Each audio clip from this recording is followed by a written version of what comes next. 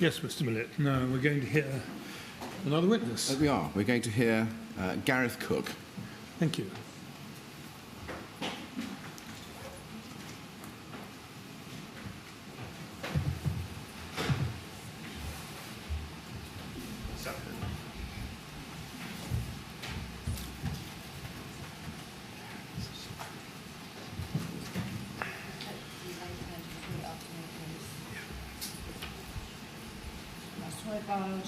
So what was it, God? The evidence I should give. That the evidence I should give Should be the truth. should be the truth, Whole truth. the whole truth, And nothing but the nothing but truth. the truth. Thank you. Thank you. Thank you very much, Mr. Cook. Over to you, Mr. Millett. Yes, thank you. Mr. Cook, could you please give the inquiry your full name? It's Gareth Cook. Gareth Cook. And first of all, can I say thank you very much for coming here to give evidence today to the inquiry and assisting us in our investigations. We do appreciate it. My questions are intended to be short and simple. Sometimes they're not, either of those things. So if you don't understand the question I'm asking you, or you want me to repeat it, please just say. If you want to have a break at any stage, please just signal, but we are intending to have a break at some point halfway through the afternoon in any event. Okay. All right? Thank you very much. Now, you've provided us with a witness statement dated the 22nd of November 2017, which you'll find in the little bundle in front of you, but we tend to work from the screen, which you'll find on your desk anyway. The reference to it is MET quadruple 07882, and there's a further statement dated the 21st of February 2017, which is MET 000127779. Have you read both of those statements recently? Yes. You have. And can you confirm that their contents are true? Yes. Yes, thank you. Have you discussed your statement or your evidence you're going to give to the inquiry today with anybody before coming here today? No. No. Now, you've also got some contemporaneous notes, the reference to which is MET quadruple 05717, and an exhibit, GAC2, which is a lengthy document, which is MET 000157779, which we'll look at in due course. And that, I think, is the exhibit. Now, we'll come back to that later. Just while I'm on it, though, and while we've got it on the screen, we've just lost it, but while we've got it on the screen, your statement for the police, dated the 22nd of November, was made, is this right, after you did these long notes? Yes, which we've exhibited. These notes were compiled up to a point within the incident. You'll see it comes to a bit of a stop halfway through, and they were compiled purely for me to get a timeline, and you'll see that when you look through. Okay, I was going to ask you, did you, because they appear to be a formal LFB product, did somebody ask you to provide these statements? No, that's just the way that I worked it. That's all right. Okay, and so did you have access to the template, the LFB? Yes, absolutely. Yeah. Right, okay. And a nice picture of a fire appliance. Standard template. That's a standard LFB template, is it? Okay. Can I just start by asking you a little bit about your position and your training? Could you please give us your current rank as at today? Group manager. When were you appointed a group manager? 6th of July, so very recently. Congratulations. Thank you. And as at the 14th of June 2017, what was your position?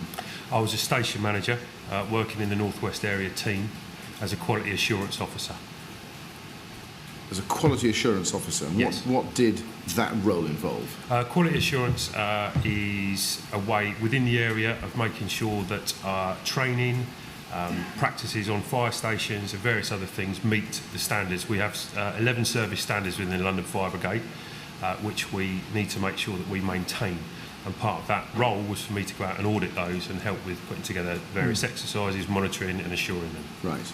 Are those 11 service standards regularly reviewed? It's changed now, and it's being reviewed currently as well. It was in the process of being changed at the time, right. But that's something that the service will be able to give you in more detail. Okay.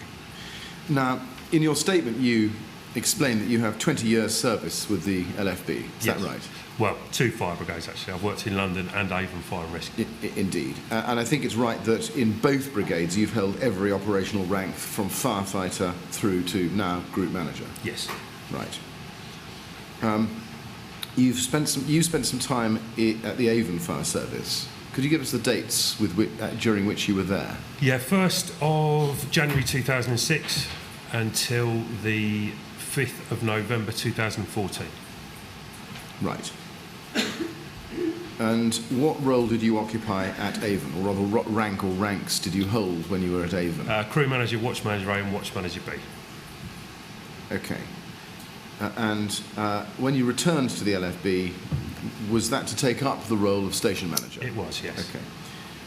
So you've been a station manager as at June 2017 for something like just under 2 years. 3.5 years. 3.5 years. Yes. I think. And on page 2 of your statement, you say that you've had a lot of training in relation to high-rise buildings.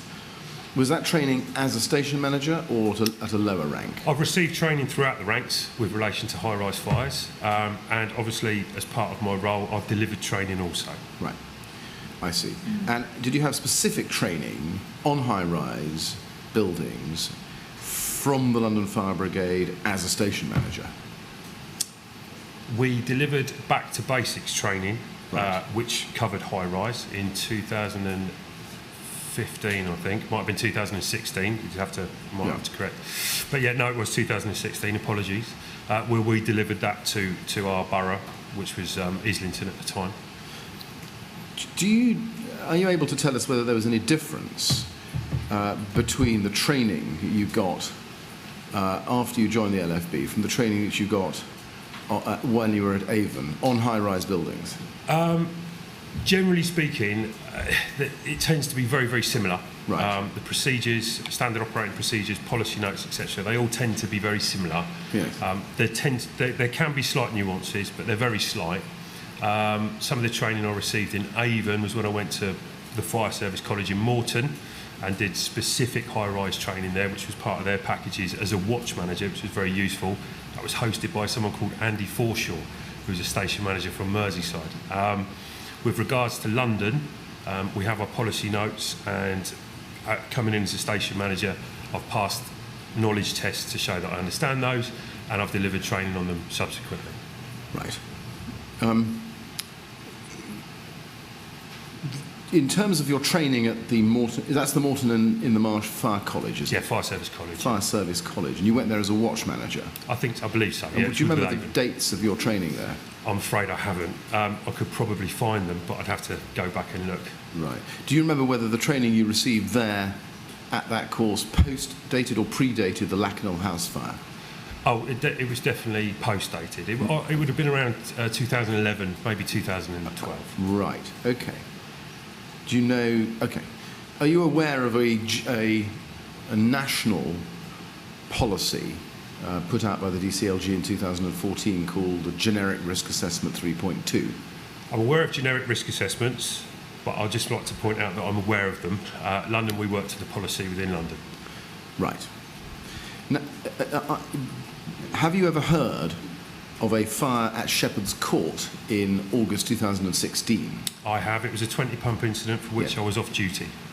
I was going to ask you, were you there? No, you weren't. No, Right. unfortunately. As an operational station manager, which you were at the time, as you tell us on your dates, did you get any training on the lessons learnt from that fire? Not that I can recall. Right. So you don't ever recall seeing a slideshow or any information pack about? No, I remember that it triggered or it assisted with our White's Good campaign, White Goods campaign, sorry. But I can't remember any formal outcomes that I'd learned from it, sorry.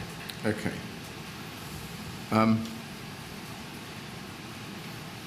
In your statement at the bottom of page 2, you talk generally about familiarisation visits. During your time as a watch manager, were you trained as to how to conduct them? When I say during your time as watch manager, I mean at Avon, I suppose. Yeah, all fire services will have a set, if you like, prescriptive. We use the ORD, the MDT, the mobile data terminal, to store information, and part of that information we will gather from what's there. So, for example, as I've put here, I hope you don't mind me referencing my statement. No, as do. I've put here, we would look for access and egress for each building structure, construction layout, lift motor room, those kinds of things. And they would form the tactical plan, so that if an incident commander were to attend that, for example, wasn't from the fire station ground and wasn't familiar with it, didn't have the familiarisation, they can instantly draw up the tactical plan and get to work with that information. That's what it's for. Right. Now, you refer in your statement there, as you've just read out, building structures such as the construction and layout. In your experience as a watch manager, having been trained on high-rise firefighting and familiarisation visits, was it your experience that you had to look, when you did a familiarisation visit, at the precise construction and layout? No, absolutely not. So we will be looking for things that affect us as firefighters, and as I say, access, egress, lift motor rooms, fire lifts, where the dry rising mains are, the inlets and outlets, etc. In terms of the construction, that wouldn't be something we'd necessarily be looking for, and I take it from that you're probably looking to see would we have checked for cladding, etc. And I can tell you now, as a watch manager, we wouldn't have been looking for that because it wasn't something we would have been aware of particularly. Was, to the best of your recollection, did you have a policy at Avon when you were watch manager, which had a list of things, like a checklist that a familiarisation visit would have to look at? I'm sure there would have been something, however, I couldn't confirm it entirely for you. I'm very sorry, it's been a few years. Do you know whether at any stage, 2006 to 14, when you were a watch manager at Avon, that checklist included things like the materials on the outside of a building, such as cladding? No, I do not. But I can't recall, but I couldn't tell you exactly. What about other materials that might contribute to the risk of fire spread? Were you trained to look at things like that? Again, I'm sorry, but I can't recall that. Right. Apologies. Now, you held, I think, operational ranks prior to going to Avon in London at Paddington and indeed at North Ken. Yes. Before you moved to North Ken, what was your rank at before you moved to Avon, what was your rank at North Kensington? A crew manager. You were a CM. And what were the dates of your tenure as crew manager at North Kensington? Sorry, at North Kensington on the Red Watch, I was there for literally about 2 months. In which year? Yeah, 2005. Right. Do you recall ever making a visit to Grenfell Tower? Oh no, absolutely not. Sorry, I don't recall that. I remember going there operationally because Paddington and North Kensington worked very closely at the time. But I never went there for a fire. I only ever attended for things like shutting lifts. But it's a very distant memory.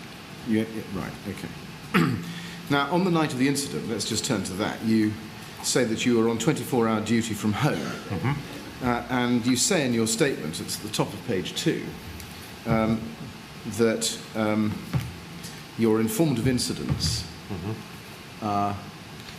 when there's a 6-pump fire up above. When I say you're informed, I mean you as a station manager that is in the locality would be informed of certain incidents, yes. Right. And was that the reason you were paged? I was paged as a press liaison officer that night. Right. Okay. And would that be normal? Would that be a normal role for you to occupy at a that's one of the roles that I could occupy. Fire? Yeah. Now, if we look at the short incident log, which is at tab 23 of our documents bundle, and turn to page 13, we can see from that that you were assigned to the incident at about 1:15. Yeah.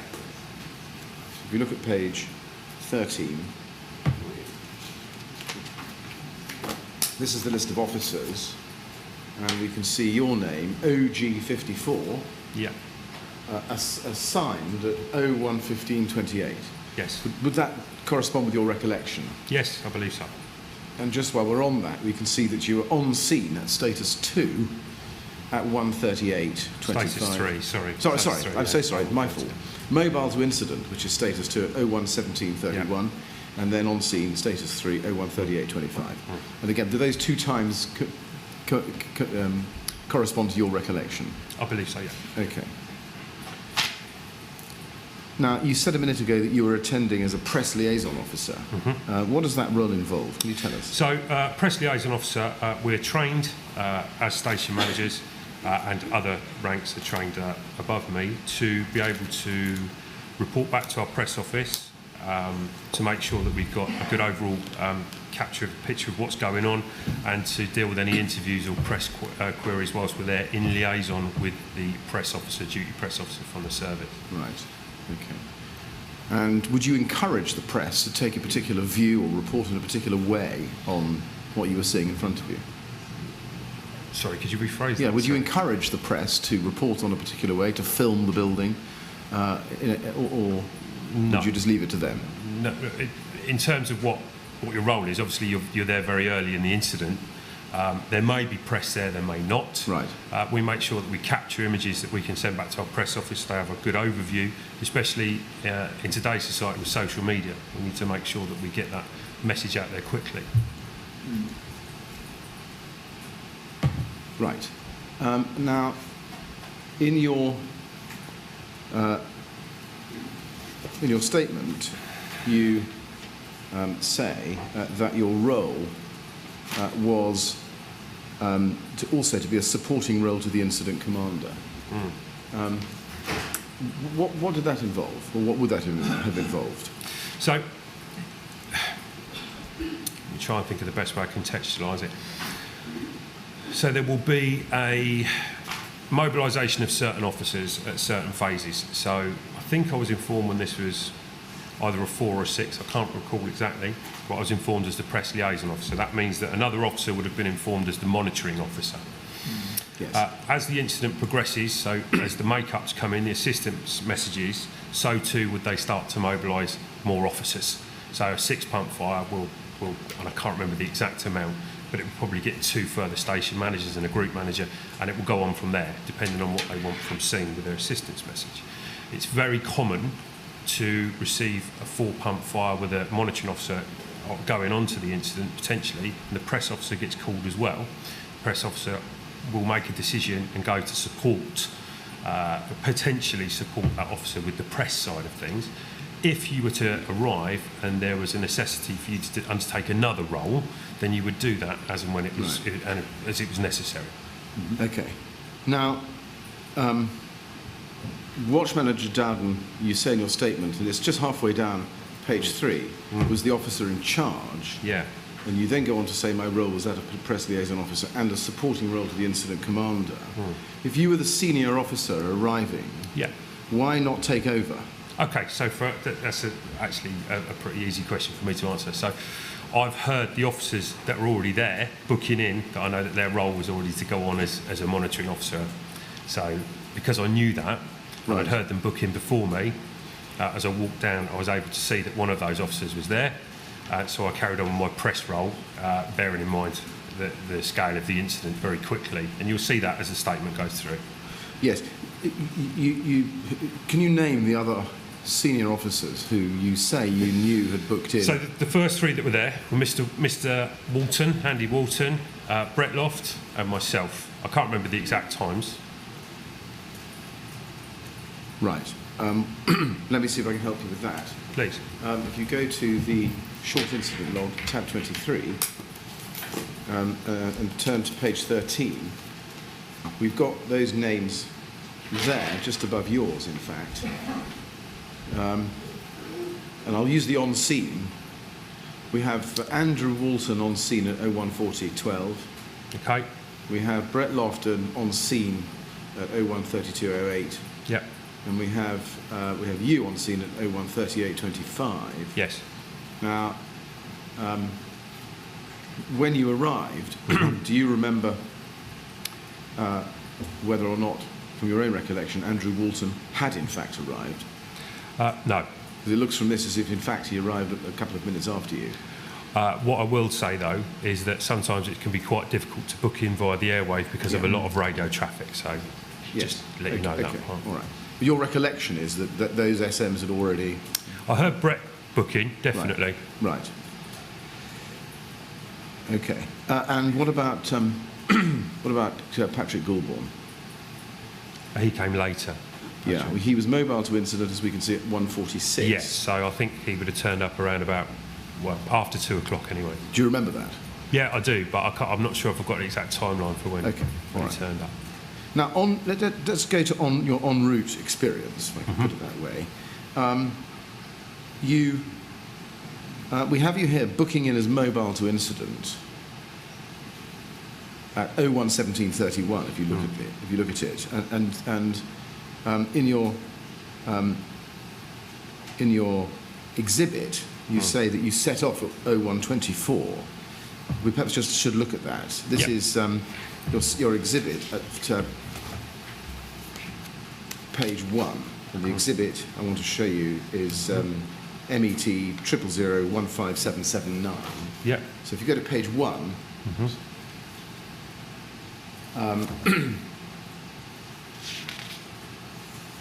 you say, well, I think we have to... 01:24. Yeah, we have to expand it on the screen so that Yeah. everybody can see it. But figure 1 is your vehicle app Yeah. for your car, showing the time of travel between 1:24 and time of arrival. Yeah. And we can see the 1:24, and I'm sorry to take it piecemeal, but 1:24 is there just about halfway down where it says Wednesday. And so that's the time you left where you were, is it? Well, that's at the time that vehicle was mobile, I'd assume. Okay. So we've got you booking it as mobile at 01:17:31 according to the short incident log, and leaving for the incident at 01:24. Yeah. That's 7 minutes, if I've improved my maths since Yes.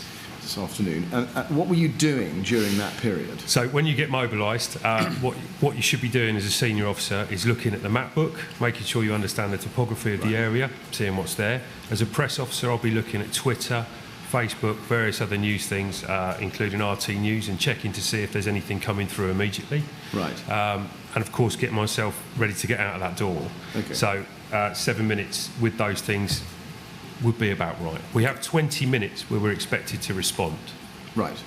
Or it's hoped that you would respond. I think it's the SM1. The first station manager should respond within 20 minutes. You would 20 have to check that as well, I'm sorry, but yeah. Okay. And that's 20 minutes between it being paged and departing? Between booking status 2 and booking status 3. So, mobile, status 3. So, when I finished the phone call with control, I would book status 2. Then I would go through the parts that I need to do, and then I'm en route. Okay. Now, did you try at any time after booking in as mobile at 01:17:31 to find out anything about the building itself? No, but all I got from, and this would be a very vague memory, I would have Googled the area, I'd have looked at Grenfell Tower itself, Yeah. it would have given me a library image, I'd have then gone onto Twitter and checked that to see if there was anything coming through, fire, Notting Hill, fire, North Kensington, etc. But it's so long ago, I'm afraid I couldn't tell you exactly, so apologies. Did you have access to the mobile data? Well, I say the mobile data terminal. Did you have access to the ORD? So the MCO, no, I don't. Did you have access to the vision system via BOSS?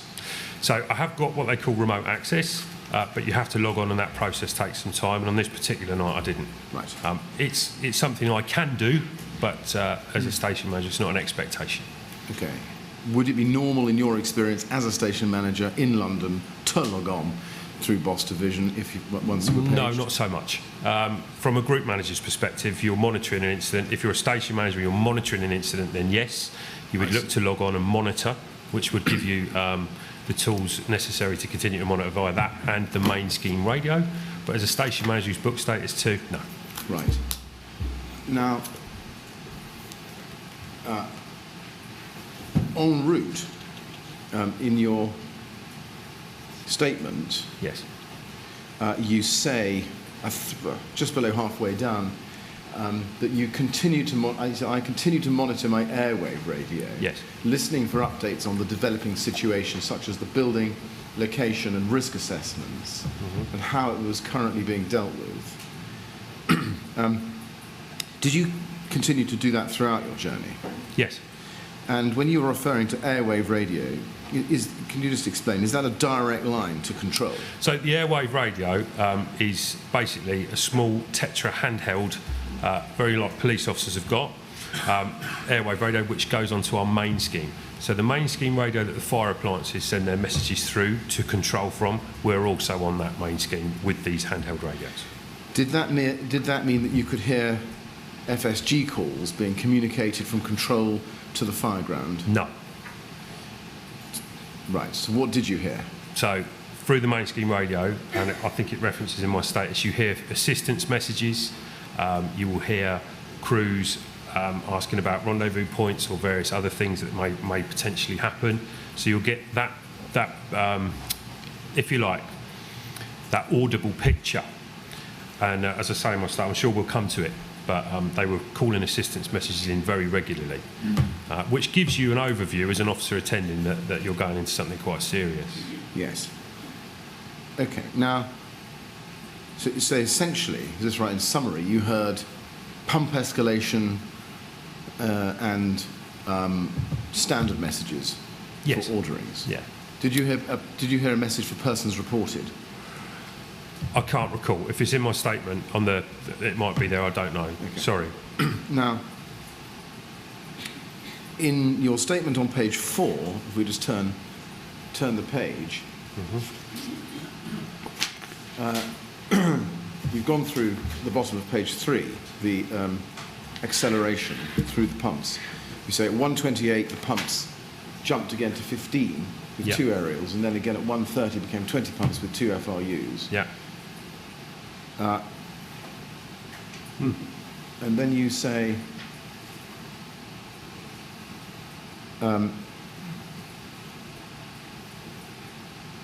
has Mike lost his mind? Absolutely. Yeah. Why?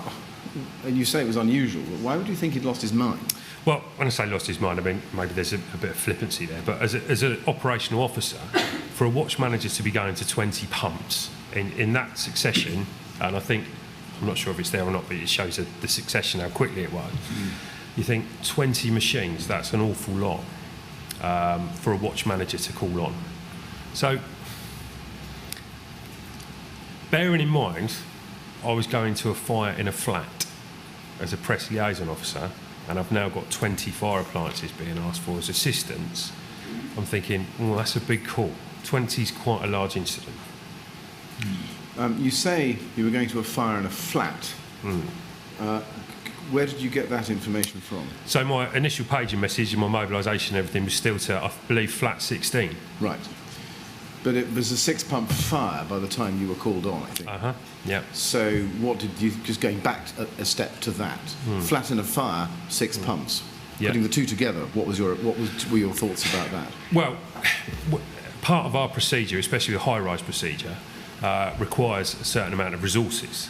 So if you have a confirmed fire in a flat, depending on the height of the flat, depending on the layout of the building, depending on the risk assessment conducted by the incident commander, to make pump 6 for resources and to implement high-rise procedure isn't actually unusual.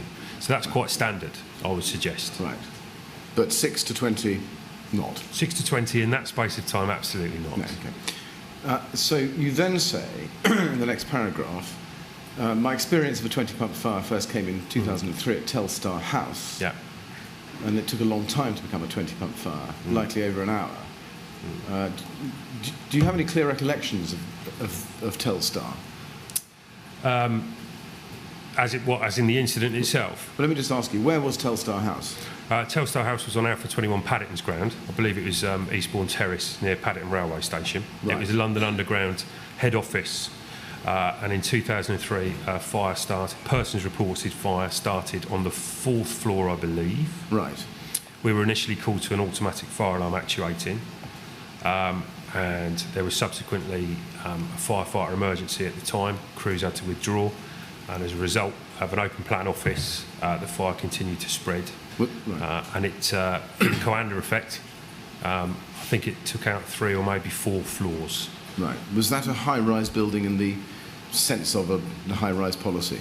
Which, yes, we treat it as a high-rise building, yeah. Right. And it was an office block, not Right. residential, but nonetheless it's still a high-rise building. Right. There's a very exactly the same block in Notting Hill actually, Right. although that block's now gone. Telstar House has been Right. replaced. Okay. Yeah. And you then go on to say in the statement, just before I arrived, at 0134 hours, a new message was relayed.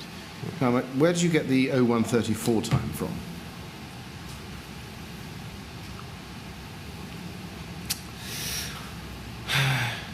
I couldn't tell you. If we went back and looked at my notes, my contemporaneous notes, I would suggest it would be there. Well, let's do that. Yeah, please. You just go back to the exhibit. It's 15779. We have at the bottom of page 2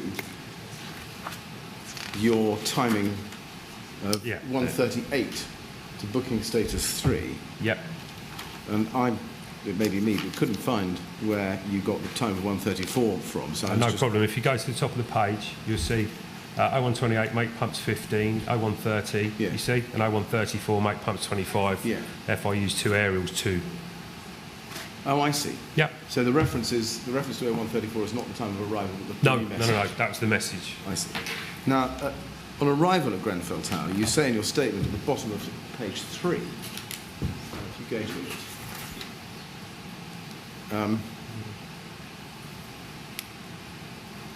that you parked on the... Sorry, I'm so sorry, I give you a wrong reference. If you go to page 4, halfway down, you say, I parked my car on the corner of Grenfell Road. Yes. In a location that would not affect the flow of emergency service traffic and be out of the way. And I think you show the location of where you parked in figure 2 on page 2 of your exhibit. Yes. I just keep calling it your exhibit.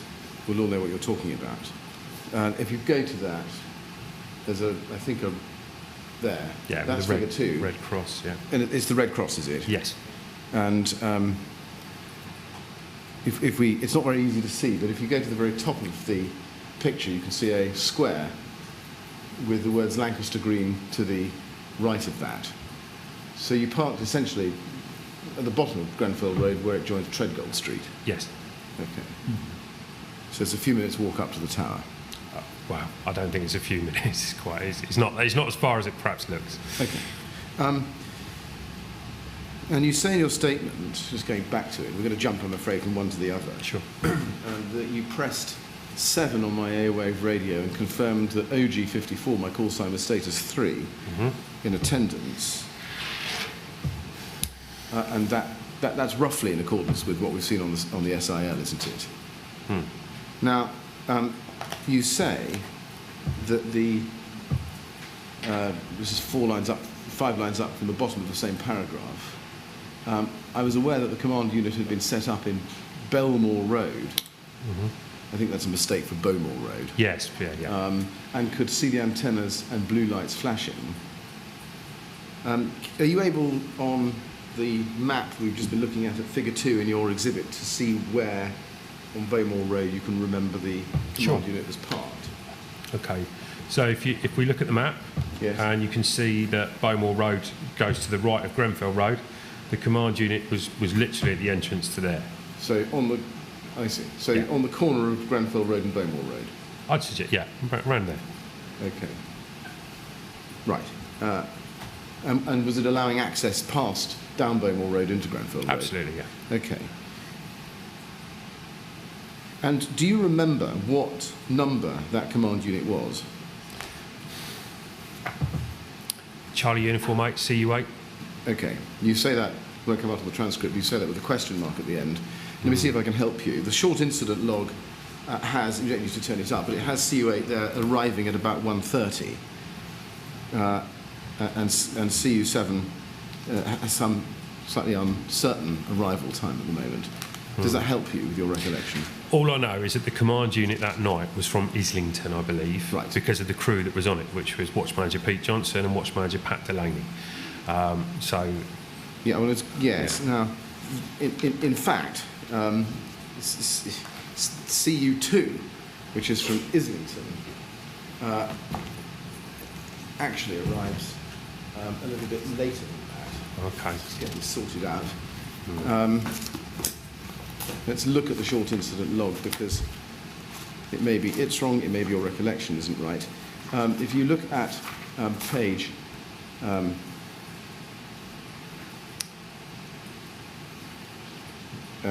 8 of the short incident log, we can see that CU8's status 3 time, on scene time, is 01:30:48.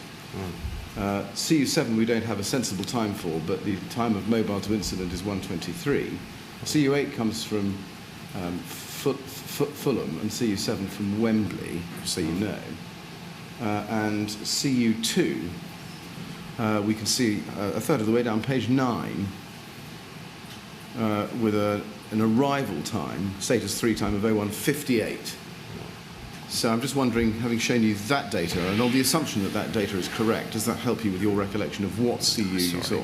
Sorry, it doesn't. All right. Apologies. All right, no, don't worry. We'll see how we may get a little bit further. But your recollection, as you say, I think, is that Johnson and Delaney were there. Now, you're right that they were on CU2, but I've shown you that that only arrived 20 minutes after you did.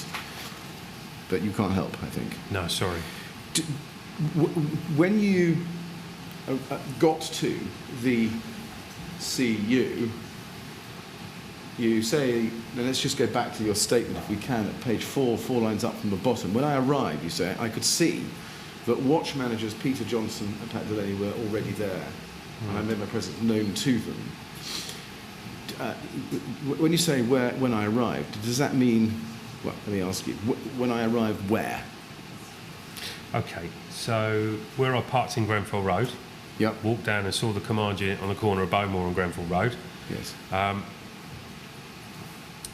can't recall if I continued to walk down towards the incident or if I put my head in the door very quickly and put my roll board in. I really can't recall it. I've said that I've made my presence known to them, so I suggest that I probably did from my statement.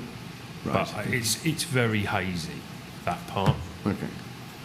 Do you remember talking to a watch manager called Dan Merrick? No. Do you remember talking to a watch manager called Kentfield? No. Okay. Let's just hold that moment. Right. At that point, did you try to speak to the incident commander? No. I'll set the scene for you there, but if you don't mind, just very briefly. So, as I got out of my car, put my personal protective equipment on, I was listening to the radio. There was a large amount of people running down Grenfell Road, shouting and screaming. Right. There was hysteria. It was a very dynamic and quite awful situation. As I walked down towards the incident, and I'd heard Brett booking in, as I walked down towards the incident, you'll see from my statement, I started to take pictures of what was going on with the incident.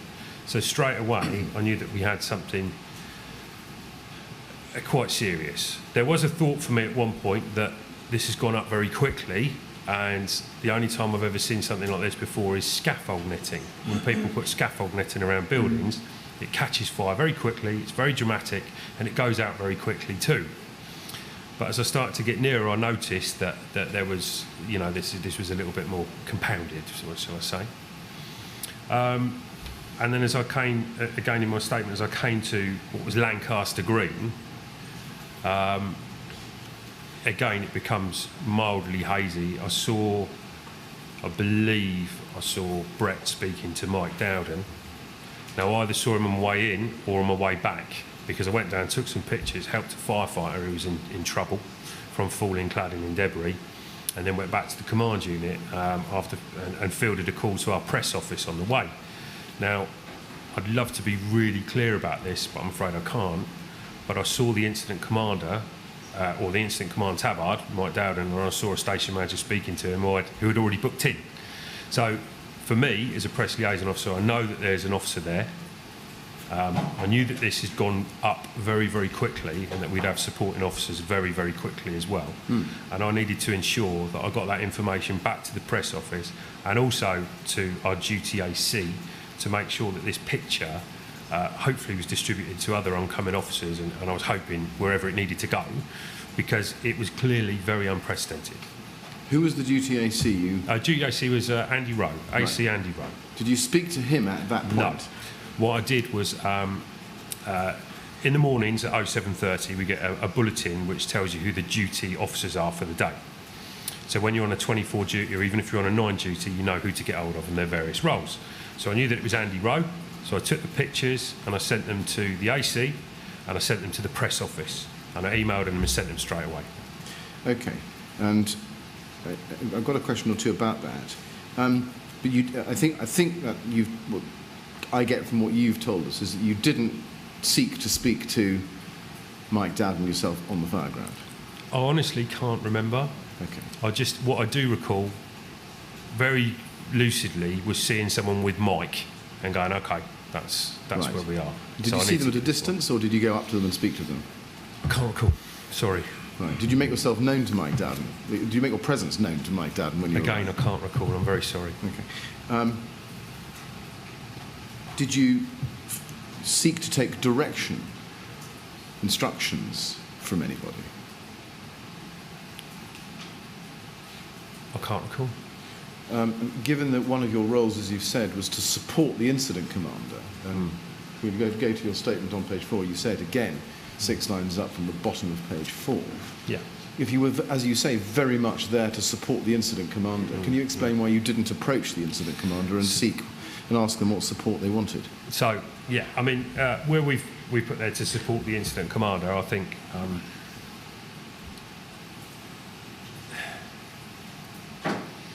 maybe my language is a bit strong there because we all support one another. And part of my role as a press liaison officer is to support them, to make sure there's a press strategy in place, to see what they need next. It's very hard to describe to you the scene of that incident at the beginning. And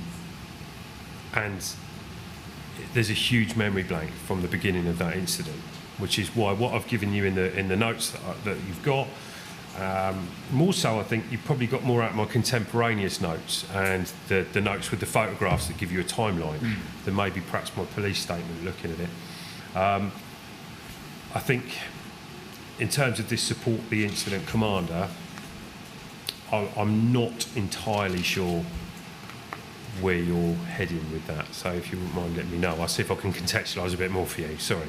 Well, I'm not heading anywhere, really. I'm just asking you, really, to explain what happened, given that you say in your statement that you were there, very much there to support the incident commander. Yeah. My question is, given that that was your purpose as you saw it, why you didn't go to the incident commander and seek to take instructions or direction from him? I don't know if I did.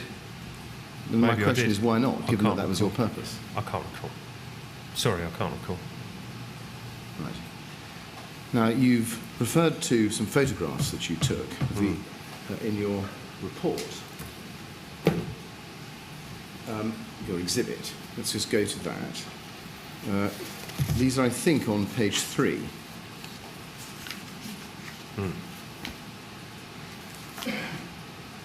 And that, I think, is a photograph you say you took at 1:39. Can I just ask you, Mr. Cook, where we see these photographs in this exhibit, Yeah. and a computerized, a screenshot, I suppose you'd call it, and a time on the screenshot, do you take the time of taking the photograph from that screenshot? No, so the way that I do it with the phone, and I'd had to find out a way of doing this, when you import it into the computer, when you look at properties, which is your box to the right, it gives you the date and time that the photograph was taken. Yes. Okay, so, and you took this photograph yourself? Yes. On what? On my fire service mobile phone. Your fire service mobile Yeah. phone, okay. And then the screenshot of the timestamp for it is Yeah. taken from where? The screenshot and the timestamp is taken from when I've put it through a fire brigade computer. So what I've done is I've put those 3 images together for you. Okay. And you're satisfied, are you, that in each case of all these photographs, the timestamp is accurate? It's as accurate as the phone is, and so it helped me to put the notes together. Okay. Now, at this stage, just looking at page 3, you can see the extent of the fire, and you've got an arrow which points to the south side of the building. Did you, at that stage, have any thoughts about about the policy that was in place No. for residents to stay put or not stay put? Did you have any thoughts about whether it might be necessary to change that advice and to move to some kind of evacuation procedure? Now, you took another photograph which is fig 4 on page 4. Yeah. And we have a timestamp for that at 1:40, and you put an arrow there, which is Lancaster Green facing west. Again, do you say in your statement that your initial thoughts were that if it had gone up quickly, it could push up and around quickly, push out and around quickly? No, that's incorrect, sorry. What was said there was if it's gone up quickly, I feel it'll probably go out as quickly. Unfortunately, it's not recorded correctly in the statement. I see. Okay. Did you have any thoughts about internal spread, about the risk of the fire breaking back into the building? Do you know, I've never seen a fire do that externally on a high-rise building ever.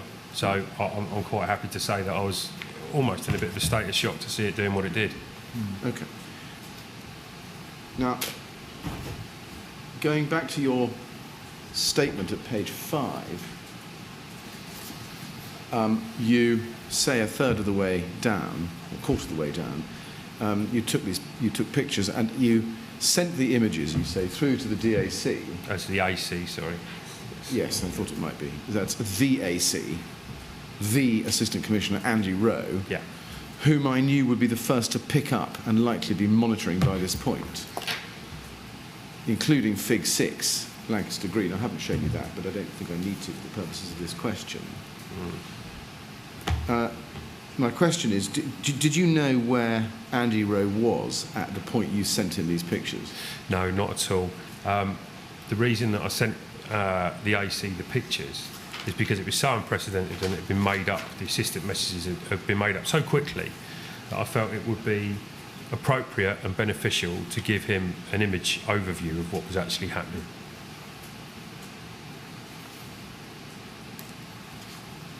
And did you send the pictures, well, let me ask you this way, how soon after taking the pictures do you think you sent them to Andy Rowe? Very quickly, I think, yeah. Right. Did you consider trying to contact him to speak to him about what you were seeing? No, it was too dynamic.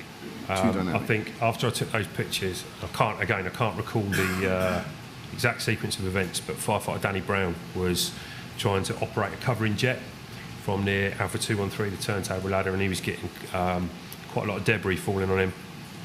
So my priority changed to going over to help him get out of the way. It's quite hard to manoeuvre a covering jet on your own to get him away from that danger area. Okay. Now, you say just about a third of the way down page 5 of your statement, while stood on the end of Silchester Road, I could see the level of our response at that point and took in what the building was doing and the pictures I had taken and thought it was bizarre. There were not enough of us. Now, when you say there were not enough of us, Okay, so what do you... well, let me just answer the question. Sorry. What do you think was lacking? We didn't have the resources there at the time because obviously the assistance messages had gone through. Those machines need to attend, get to the RVP and get themselves to the incident. Because of the speed of it and those appliances needing to attend, at the time I looked around and went, there's not enough of us at the moment, but we knew we had assistance en route. What did you think you needed?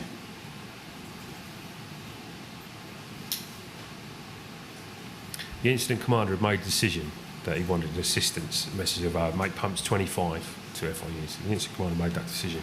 So, as far as I was concerned, it needed 25 machines and 2 FIUs at that point. Yeah. Did you know what the incident commander intended to do with those 25 pumps? Not necessarily at that point, no. No. Did you try to make it your business to find out? I can't recall. No.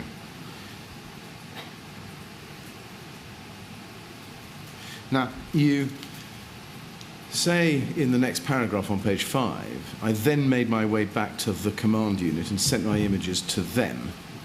No, that's not right. I only sent my images to AC Rowe Okay. and the press office. So that's wrong, is it? Yeah. Okay. So, okay, but you went back to the command unit. Now, which command unit was that? It was the one that's on the corner of Beaumont. Right. And you say, towards the bottom of the page, that you spoke to a man who was on the phone to his wife who was in the tower. and you say at the very bottom of the page, I took the information down Yeah. and passed it to the bridgehead via a runner that had been set up. Now, let me just see if I can break this down. Sure. Were you inside or outside the command unit when you No. So yeah. spoke to the gentleman? So on my way back to the command unit, the gentleman came to me and said, someone's on the end of the phone. A firefighter, and I couldn't remember who it was standing by waiting, who had been sent from the bridgehead at the time, and said, yeah, I now know that he'd been sent from the bridgehead as a runner. I fielded the call. The call was a lady. I don't know who she was. I can't remember the flat number. She told me that she, at the time, I believe, she said that she was frightened and she could see smoke. And I told her to wait, and the fire service would be on their way to you. I wrote down the flat number. Don't recall it. I passed it to the runner. Said, "Could you get it to the bridgehead for me, please?" And the runner was off. Right. Yeah. Okay. Now, three things. First of all, how soon after your arrival, I'm sorry, let's try this again. So how soon after sending the photographs to Andy Rowe, for which we've got a time mark of about 1:40, did you have that conversation, do you think? With the gentleman? Yes. Well, it would have been between 0140, I think it was 0146 the images went. Would have been between 0146 and 0159, around about that time, I think. Why do you pick 0159? Because we went down to the tower around about 2 o'clock, myself and Group Manager Welsh. Right. So we've got roughly a window of about 10 minutes during which you had that discussion. Think so. All right. Now, the second thing, you say I took the information down. What did you take it down on? Sorry, I can't remember. Was it? Did you have available to you at that point the forms which are in the? No, it would have been on my. If control anything, it would have been on information my fire service notepad. Right. And I've got a notepad that I carry, which was later found in the building on the. I think it was found on the 10th floor. When crews were searching later, so I don't know what, I don't know what happened with that, and I think it must have been on that, yeah. Okay, sorry, your notepad itself was found on the 10th floor? Yeah, later in the incident, well, after the incident was closed down, it was found by USAR crews. Okay. So, right. And it hasn't got anything in there that's relevant, or I'd have supplied it as evidence, but it's likely I'd have written it on that because I jot down any notes about the press stuff on there as well. Right. Third thing, do you remember who the runner was that was? No, sorry. Do you remember whether it was a crew manager or? No, don't remember. I believe it's a firefighter, but I can't recall. Okay.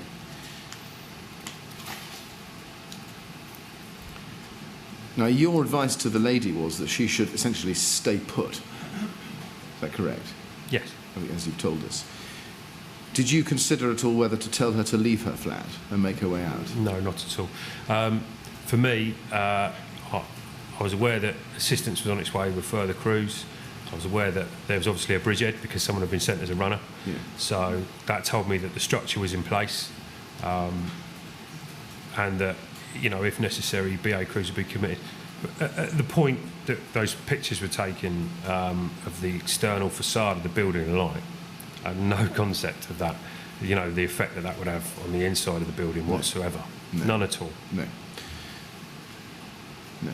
And do you know, or did you have any impression of whether fire survival guidance calls were being received by any command unit at that point? I can't recall. Sorry. Okay. Do you know why, or did you ask yourself why there was a runner at the CU?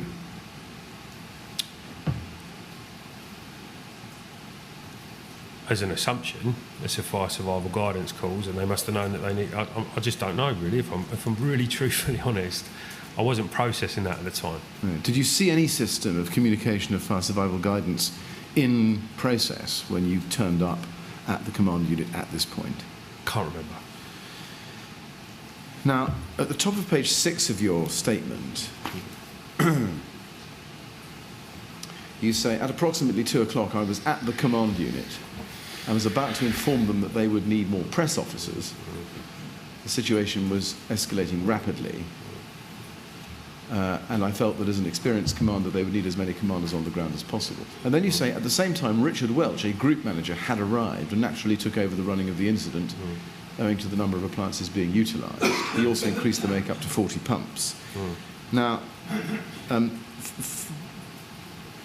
in your contemporaneous note, if I can just show you that first, you say, two-thirds of the way down the first page, that you say, when I arrived at the command unit, GM Welch was booking in. So, in your statement, it looks as if, yes, to be clear, when you got back to the command unit at 2 o'clock, where was he? Was he already there, or did he arrive after you did? Well, where I've put GM Welch was booking in. So when you book into the unit, you give them your nominal roll board, and they understand that you're there, etc. So whether he was already there, or whether he got there as I got there, or as I was taking the fire survivor guidance call we just discussed, I can't remember. Right.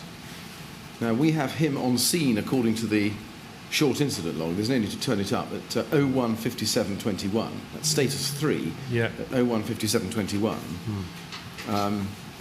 And you say at about 2 o'clock he was booking in. So does that help you with your recollection about precisely what was happening on the command unit when you arrived back at it? No, not at all. I mean, it gives me a better timeline, Right. but it doesn't help with any recollection, sorry. Who else do you remember was at the command unit when you came back to it at that point, to about 2 o'clock?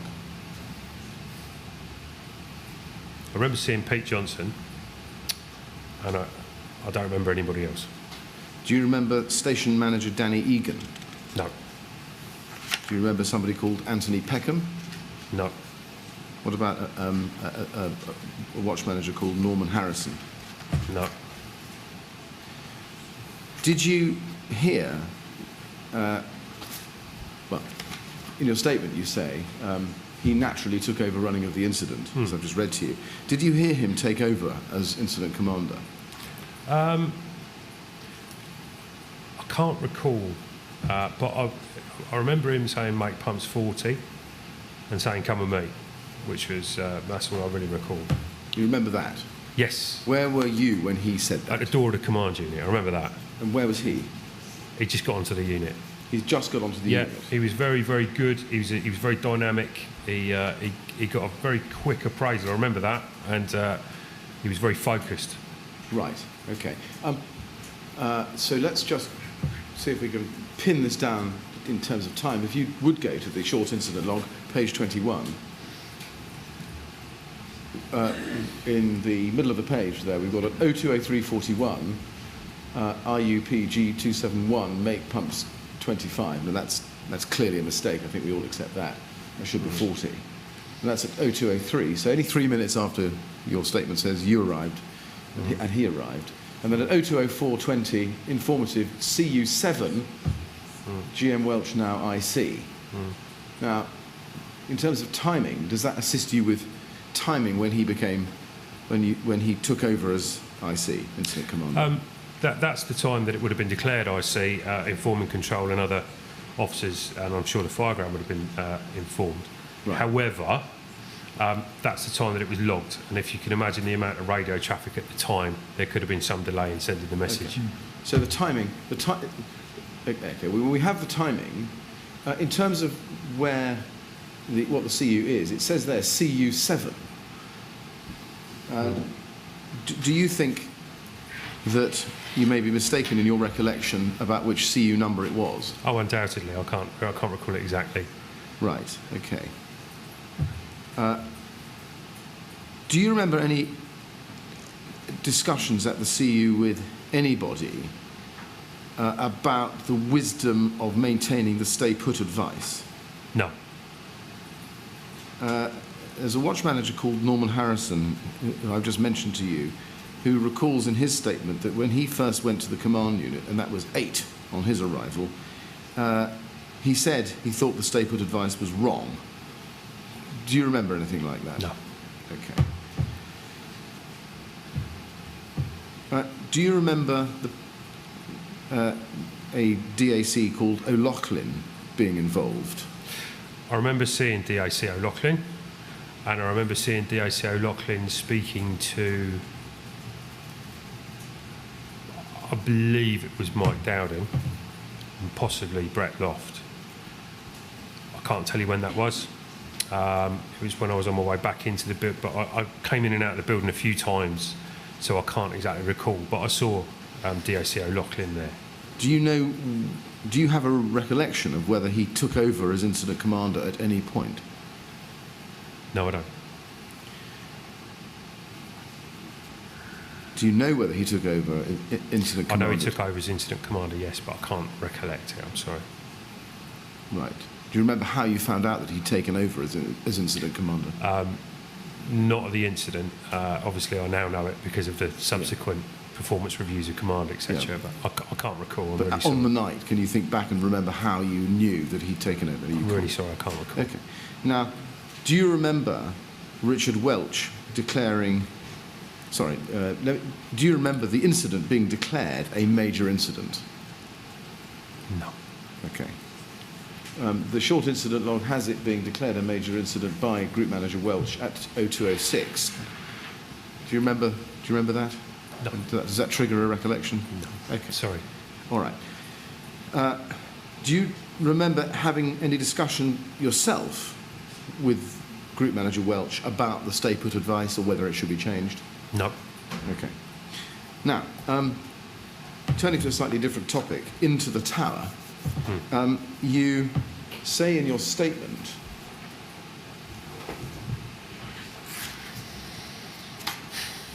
on page 6 that, and this is again the same paragraph we were on, the first paragraph, you say, he immediately relieved me of press officer duties and asked that I have made my way with him to the bridgehead to be appraised of the situation. Yeah. Did you go with him to the bridgehead? Yes, immediately. Did you go with anybody else? No, it's just Richard and myself that I recall. Okay. Do you remember the presence of somebody called Mulholland? I know Mick, but I don't remember at You that know time. him? Yeah. Okay. I can't recall it. Right.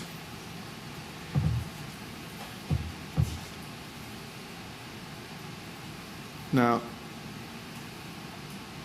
at the end of that paragraph, you say, having observed the fire on the east side, I thought if necessary we could move residents to the west side before evacuations took place. Was that a thought you had at the time? In other words, as you approached the tower and entered the tower? I think, if I recall, my inner monologue said it's all on one side.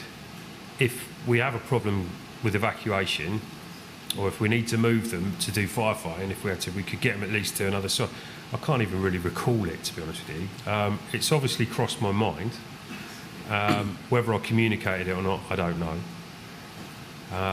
Right. And, yeah, sorry.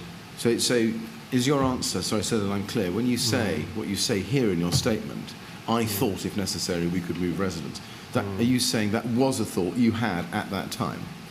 I believe so, yeah. And what prompted that thought? Do you know? No. What was the basis for it? No, I don't know. Maybe I just looked at it and as a firefighter, firefighters are incredibly good at common sense, and they'll look at things and go, okay, maybe we need to do this, maybe we need to do that. Right. Part of my thought process is said it's all in one side of the building at that point. Yes. If it's affecting the inside, maybe we can move them to that side and then evacuate. I didn't know. Right. I'm not 100% sure, sorry. Okay. Right. But as you say, you didn't communicate that thought to anybody? Not that I can recall. Right, okay. Mr. Chairman, it may be necessary or appropriate, perhaps, now to take a short break. The clock is... It's a convenient time for you? Yes, Mr. Chairman, it is. Well, you probably welcome a short break, Mr. Cook, so we'll stop now and have 10 minutes off, come back at 3:15, please. Okay. And please don't talk to anyone about your evidence when you're out of the room. Okay, All right? thank you. Thank you sir. so much. Go with the usher, she'll look after you.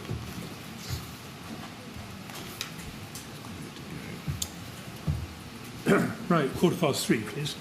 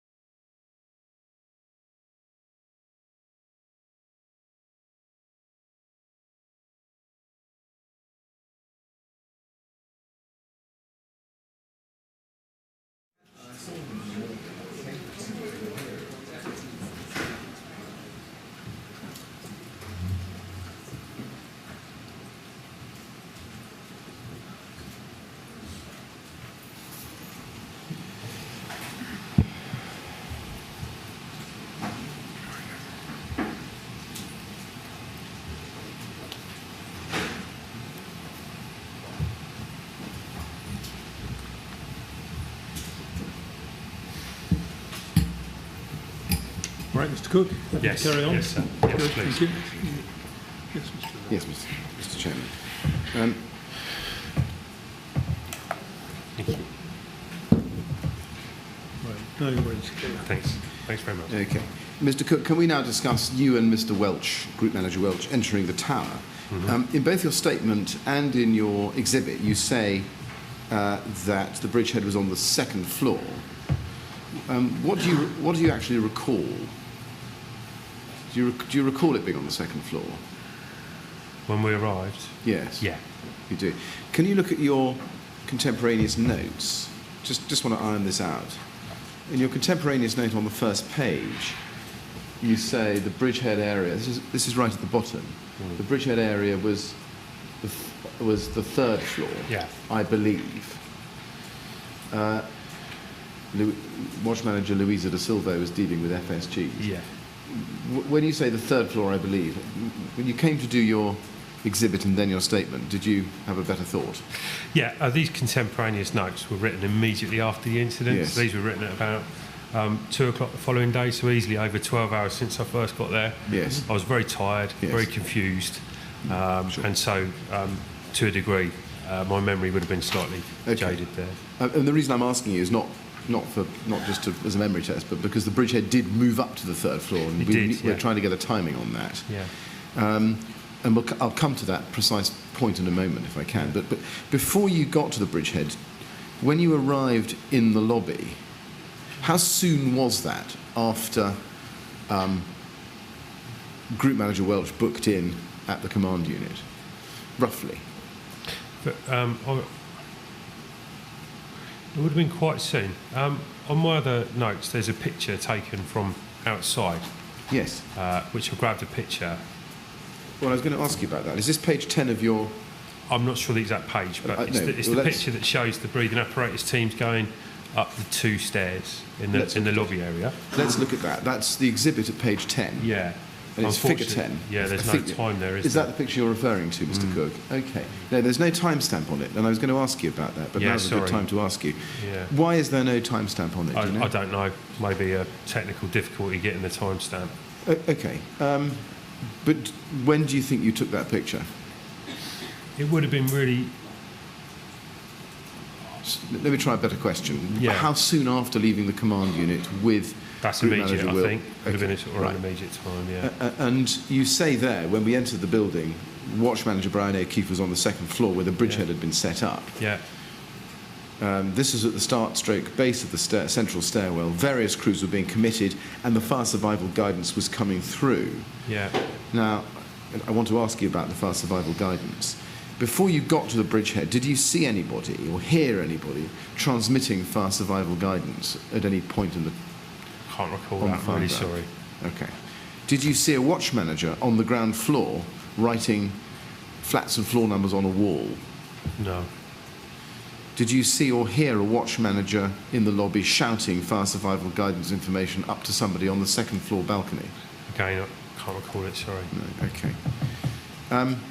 Now, when you say in your notes here the fire survival guidance was coming through, was that something you observed at the time you took this picture, and when you entered the building, or was it something you subsequently learned?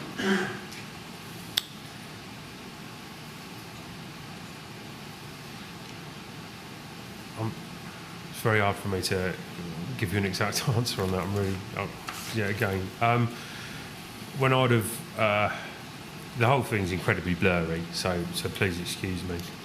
Yes. But when I'd have got to the base of the stairs, and fire survival guidance was likely to have been coming through. When I say the base of the stairs, I mean the central stairwell where Mr. O'Keefe was. The guidance that was coming through, I would have picked it up somehow, but I couldn't tell you exactly how. So Right. really sorry. Okay. Let's see how we go. You were...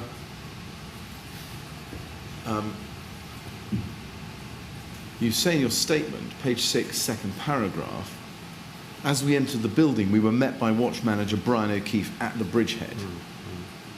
The bridgehead was positioned on the second floor at the base of the central stairwell. He was in charge of the bridgehead. Do you remember that?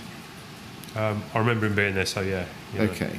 Do you remember who was manning the entry control boards at that time? I don't remember who'd have been crewing the engine control. Right. It might have been Mr. O'Byrne, actually. Okay. Now, in your contemporaneous notes, just to go back to where we were a moment ago, and indeed the sentence I read to you, at the bottom of page 1 of those, you say, at the very foot of the page, Watch Manager Luisa de Silvo was dealing with FSGs. Yeah. So, Watch Manager Kensington WW. What's WW? Something. WW would... Yes, maybe that's WM. O'Keefe was assisting, as was a CM from Hammersmith. And what I wanted to ask you about was what you saw in terms of dealing with FSGs. Okay, so this contemporaneous note here, it says there WM Kensington WW, which is White Watch, which shows how confused I was when I was writing this note, because Brian's Red Watch and I know his name. So for whatever reason I couldn't recall that at the time. Where it says the Bridgehead area was on the 3rd floor, that was when we'd moved it up to the 3rd floor. Yes. And Watch Manager Luisa de Silvo was dealing with the FSGs. Right, well, fine. Well, we'll come back to that then. Yeah, this wasn't the 2nd floor, this was the 3rd. Okay. Now, at the 2nd floor, was just looking at your recollection, at the 2nd floor, do you remember that whether fire survival guidance information was being recorded anywhere at the Bridgehead when you went there? No. No. Is it you recall that it wasn't, or is it that you recall that you just can't recall? I can't recall. Sorry. Right. Can I see if I can prompt some kind of recollection with a photograph? Could you be shown, please, MET 000-13074, which is JOB 8 to Justin O'Byrne's statement. Now, that is a photograph which is taken at 0217 of a wall. Does this prompt a recollection of anything you saw when you went to the Bridgehead with Group Manager Welsh? No. Okay.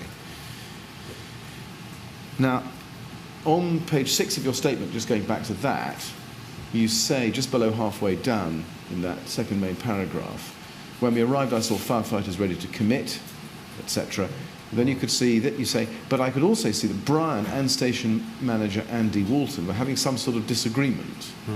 My understanding was that Andy wanted the Bridgehead moved, but Brian said, no, ignore the station manager, it's staying. I know both Brian and Andy, and not wanting to see an open disagreement between two managers in front of the firefighters, I said to Andy, I've got it, go. Now, where do you think Station Manager Walton wanted the Bridgehead moved to? I don't know, but at that point, I believe Station Manager Walton had taken over as incident commander, and there was obviously a discussion between him and Mr. Welsh at some point around that. But this is between Walton and Brian O'Keefe. So, just taking it in stages. I think you say you don't know where he wanted it moved to. When you said to Station Manager Walton, "I've got it, go." Yeah. Do you know what his role was at that point in terms of the chain of command? No, I don't. Okay. No. Was he incident commander at all at that point, do you think? I don't know. I'm going off from memory with it. Right. It's very vague. I know Andy very well, and I know Brian well. Okay. And they're both exceptional officers, and it's very common on the fire ground for there to be slight frustrations exchanged. It actually reads far worse than it is. It's a frustration. No, I understand. And you go, okay, I've got it. Okay. You go and do what you need to do. And when you said to Andy, "I've got it, go," what were you intending to do? When you say "I've got it," what were you going to get? Like, I'm a station manager as well. So for me, it's like, Andy, I've got this. You go, do what you need to do. Right. Brian, what have we got? That kind of sort of context. And what was the upshot of the discussion you had with Brian O'Keefe at that point? Oh, I can't remember that, sorry. Did the Bridgehead actually move up at that stage? Or did it stay where it was at that stage? Because there's a period here, around this time, where I think Richard Welsh had asked me to go and see if there were any other exits or access or egress points around the building. So I exited the building again to go and see if there were. Okay. Okay, I'll come back to that in just a moment. Just to finish off this line in your statement, you say at the bottom of page 6 and at the top of page 7 that Richard Welch instructed that the board be kept 100% accurate. Which board is that? That would have been the entry control board. Right. Yeah. Okay, and then you go on to say 2 lines down, Brian was doing an excellent job of running the bridgehead, so it made sense to let him continue despite me being a station manager. Yeah. And then you say sometimes situations can develop where there are too many people with command positions trying to have input, and I was conscious I was there in a support capacity. Yeah. And you didn't want to make things worse. At that point, when you sent Andy Walton away, I've got it go, what do you think your role was? No, again, I'll put some context around that. I think the way that the statement's been taken isn't quite right. Right. So, as the senior officer, I could have become the bridgehead commander. And the point that I think I'm trying to make there is that if you overcomplicate things, you can cause issue with handovers and takeovers, which could, at that point, times risk critical if there are FSGs coming in, if there are people being committed, and the people that are there that are competent at doing what they're already doing, rather than breaking that at that point, I'd support them until the time was right to take over. Is that? I see. Yeah. Okay, I follow. So you said a minute ago then you went outside the tower in order to investigate what Richard Welch had told you to investigate, or asked you to investigate, which was access or egress routes. Yeah. And you record that at the top of page 12 of your exhibit, Yeah. 779. You say, Group Manager Welch asked me, this is the exhibit. And I'm sorry to flip back and forth between the two documents. This is 000157779. Yeah. Page 12.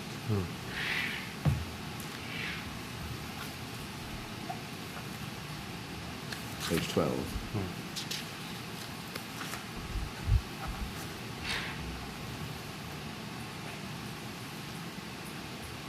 Page 12. It's the page before. Internal page 12. Oh, I see. No, I'm sorry. Exhibit page 12. So the Met page 12. Page 11 internally. Yes. And then at the top of the page there you say that you record there that he asked you to check egress and access and egress. And then you say what conditions were like on the outside of the building and if this was the only stairwell. You see that? Do you know why he asked you that question? He would need to know Right. if there were any other exits that we needed to make sure we'd monitor, because there could be people coming out of the building that we wouldn't be able to account for. So by knowing the exact exit routes, one central stairwell, etc., we know that everybody coming through the entry control board, the bridgehead area, we're accounting for, and that's the only way out, basically. Okay. And then you say you went out to gather this information. I could only find one stairwell. So I then went out, check out the perimeter of the building and report on the fire conditions. So you went outside. You went back down through the lobby, did you? Yeah, and that's, you know, where I put about there's that slight time difference there with whether I took over the bridgehead or had the discussion or did the walk round. I can't recall exactly. No, I understand. But the walk round was, can you check? Because for Mr. Welch, he needs a proper appraisal and understanding of what's going on, as I said, so he understands casualties and what we're doing with the breathing apparatus crews. And so when I went outside of the building, I think I note that there was falling cladding and it was starting to potentially compromise the ground floor, which would have changed our firefighting tactics dramatically. Right. And you can see from that page that you took a photograph of the north, or from the north. From the north, yeah. Well, yeah, from and of the north, I think, of the building at 2:15. And that you got the time mark for that. So you hadn't been at the bridgehead very long, and you come back out of the building, and we have a time mark. That's there what at I mean. 2:15. I think I'm fairly in and out. Okay. So, yeah. Now, when you say in the text, just above the photograph, on 360 inspection, it was clear that the fire had spread considerably and rapidly. Just first of all, you did you do a full 360-degree inspection of the tower? Yes. Sort of, I would go around to the south side by the children's park, which was west facing, and then all the way back around again to the entrance, if I remember correctly. Around the children's play park and the north side, where the cladding had started to fall. I think it's in another image, possibly on page 12. You know, that raised some concerns for me, but I couldn't see any other exit routes at that level. Okay. So just looking at page 12, which side do you think that was?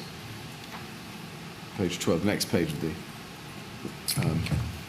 exhibit, which was a photograph taken at 2:17, so 2 minutes later. Could we go just to the next image? Sorry, it will help me. Yes, of course. And that's a photograph also taken at 2:17. Yeah. So I've put down there that that's north side. Yes. So it would be north side. And if you see where the cladding's falling, my concerns were that it would compromise the glass that was there if we didn't do something to try and deal with it, which, as I say, it would affect our firefighting tactics considerably. Right. So you then say on page 13... Yeah. Sorry, now before I ask you that, you've described here, actually, and shown us some photographs of considerable fire spread, falling cladding, and cladding alight on the ground, as we've seen. Now, in your statement, just keep that there. I'll just tell you what your statement says. In the middle of page 7, you say that what you saw suggested a problem with compartmentation. Was that a thought you had at the time? You did your 360, as we've seen from the photographs. Did you think at the time that there had been, or was now, a problem with compartmentation?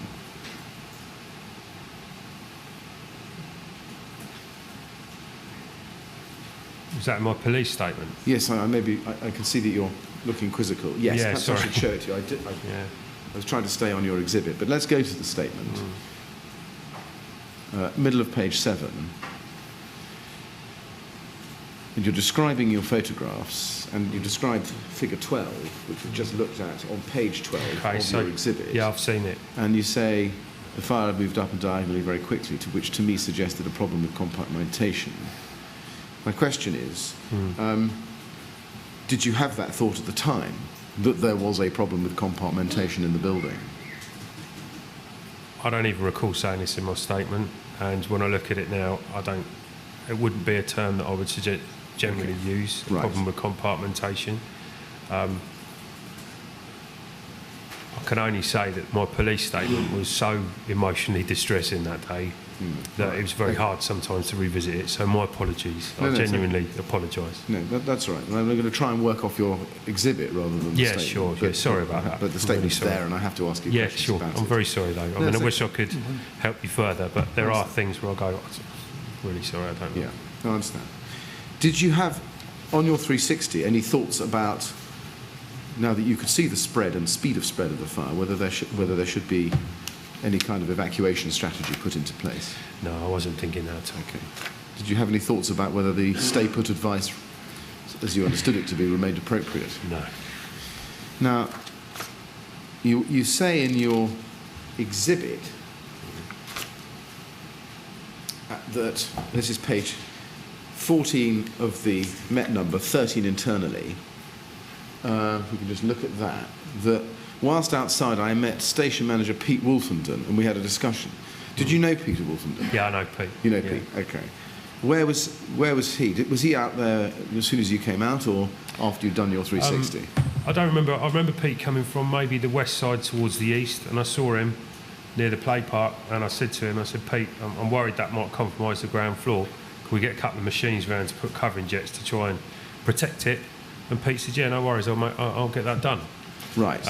And Pete's a very good officer, and we speak to each other. We've worked with each other for a few years, so every faith that he would make it Right. happen, so to speak. Now, you say in your exhibit, in the text just below the pictures, we can see there, that you had a conversation with him about it being likely to compromise the ground floor, falling cladding compromising the ground floor. And if that happened, I'm summarising, you'd have to change firefighting tactics considerably, as we'd have to commit from the outside of the building. Would that involve moving the bridgehead to the ground floor? Oh, absolutely. That would involve coming out of the building.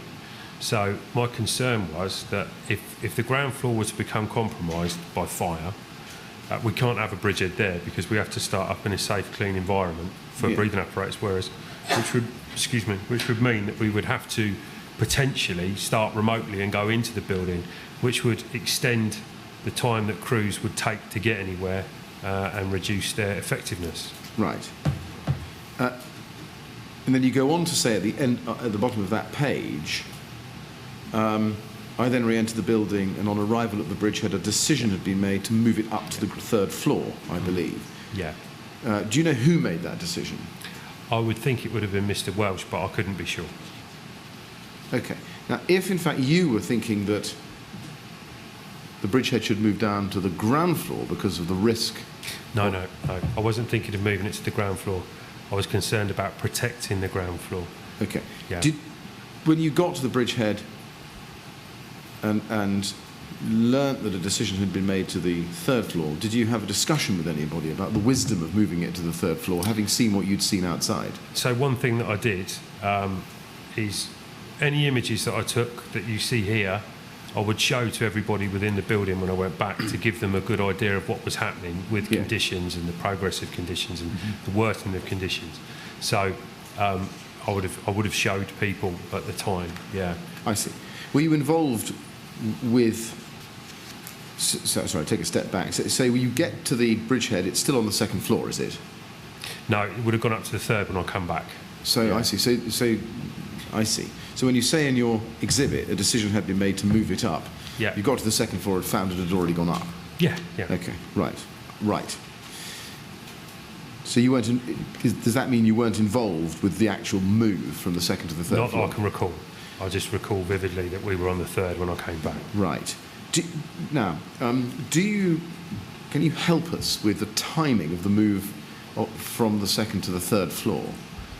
How soon after you're taking these photographs at 2:15, 2:17, did you come back into the building and find that it had been moved to the third floor? It would have been straight away.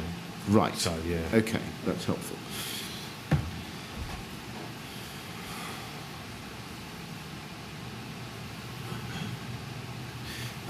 While I'm still on this part of your exhibit, just looking at page 12, figure 12, we can just go back to it. When you took that at 2:17, did you have any thoughts about whether compartmentation had been breached, just looking at what we can see and what you could see? In all honesty, I've never seen anything like that before. Right. Ever. And the travel of fire there, it looks like a diagonal. So it looked to me as though it was the external cladding and there was some... But I've never seen an incident like this before, ever. Could you see, or could you observe whether the fire was breaking back into apartments as it moved across the face of the building? No, I couldn't, no. Right. Or definitely would have reported that back in. Right. Okay. Did you, in fact, report to anybody what you'd seen as a result of or while you were going round? Yeah, as I say, all of these images that I take that are in this document, I took back into the building and I'd use them to... All the images here I would use to brief the crews that are in there and any commanders, fire sector commander, or anyone that came along, because it gives you the situational awareness of how things are changing. Did you try to radio the incident commander or Richard Welch, if it was he, to tell him about what you were seeing? Maybe. I don't know. Okay. I also took a call from the press officer again. Right. And then to leave an answer phone message in the end whilst this was all going on. So. Do you know, going back to the point about the move of the bridgehead from the second to the third floor, do you know how long it took them to get up a floor? It's more or less instantaneous. It's just, right, go and move it up. Right. Everything's portable. Entry control boards, any forward information board, IEC pack, anything that needs to go could be moved really quickly. It's Okay. portable. At this time, so once you come back to the bridgehead and you find that it's been moved to the third floor, pretty well, as you've said, after you've taken these photographs at around 2:15, 2:17, do you remember any difficulty with crews not being able to get above the 15th floor?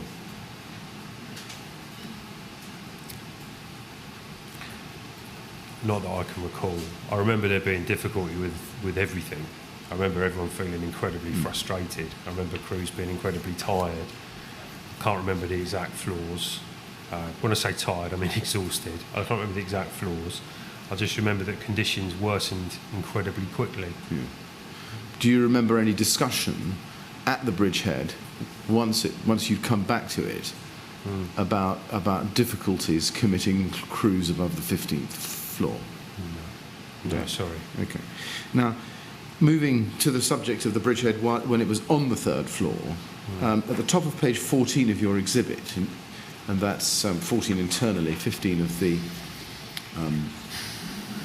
MET number, you explained there that Group Manager Welch asked you to oversee the bridgehead operations and ensure that entry control boards were kept 100% accurate. Just to be clear, that's once it's on the third floor. Yes. Okay.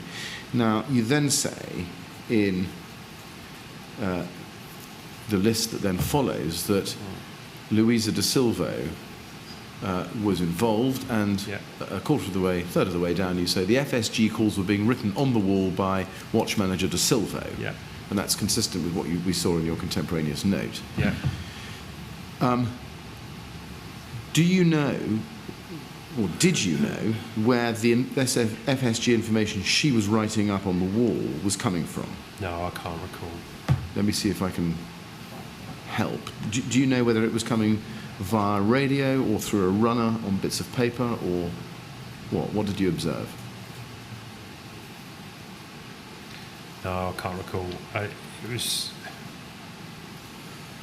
was a very difficult situation, so I can't recall the fine details. I'm sorry, just can't. No. Okay. Casting your mind back, and I know it's difficult. When you saw her, did you actually see her writing on the wall? Yeah. There's a picture. There's an image of the wall. There is, and that's on the next page. And we're just going to look at that in a moment. But perhaps it helps to look at it now. Actually, this is page 15 internally, and this is figure 14. Now, Mr. Cook, are you comfortable carrying on for a moment? Yeah.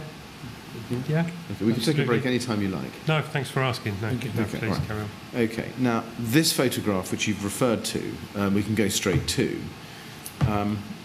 This is, and I think you'll need to include the text just above the picture. Yeah. On page 15 internally of your exhibit, you say, as the bridgehead was being evacuated, I took pictures of the FSG calls that had been written on the wall. The time of this evacuation was 3:08, approximately. Now, you took this picture, did you? Yeah. I think you say you did. And the time of it is, as you say, 03:08. We've got the Microsoft screenshot for that. Yeah. There's a wider picture of that, which I'd like to show you, which is at MET 15625. Yeah. Is that the same information that Yes. you were sort of seeing Yeah. Watch Manager de Silvo write up? Okay. Now, when she was writing it, do you remember where she was getting the information from? No. You don't. Watch Manager Watson this morning said that he was acting as a runner, but he was distributing pieces of paper to crews, giving them their destinations, effectively, where they were to be deployed. Do you remember that? Now you've said it, there is a recollection, but it's very vague. Right. And what is the recollection of? What you've just told me, people running with bits of paper. Okay. And there's lots of that, I'm afraid, where people will come to me and say, do you remember this? And then suddenly I do, but It's not my memory. It's something that someone else has given me, if you like. Okay. Did you have... Okay. You say the picture there is time of the evacuation was 0308. What was the purpose of your taking the photograph? Do you remember? So to make sure that we had all of the information, we moved the bridgehead down, make sure that we had all of the information in picture form so we could make sure that we cross-referenced it and rewrote it if we needed to, or put it on forward information, was whatever we needed to do at the new bridgehead, we had that information captured. Right. Okay. Now I'm going to come back to that in a moment, because I want to pursue that answer a little bit more, in a bit more detail. Before I do, can I just ask you, while you were on the bridgehead, how long were you there for? Not really sure. So does this help, that you go to the bridgehead, as you told us, pretty much straight away after coming back into the building, having taken the external photographs at 217, and the bridgehead then moves down from the third floor at 0308. Were you there the whole time? Were you at the bridgehead on the third floor for that whole period?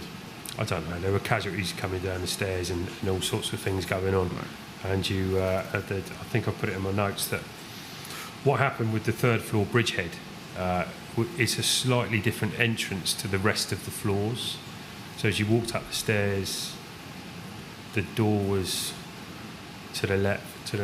No, I need a break now. That's enough. Sorry. Right. Sorry. You've taken me back to the bit with the casualties. I've got to take a break. Really sorry. Okay. Sorry. Do you want a break now, or do you want to... Absolutely. Yes, okay. Yes, please. Yeah. Right. Sorry. No, that's quite right. You don't need to worry about that. It'll take 10 minutes.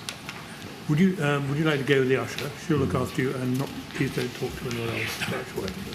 Thanks.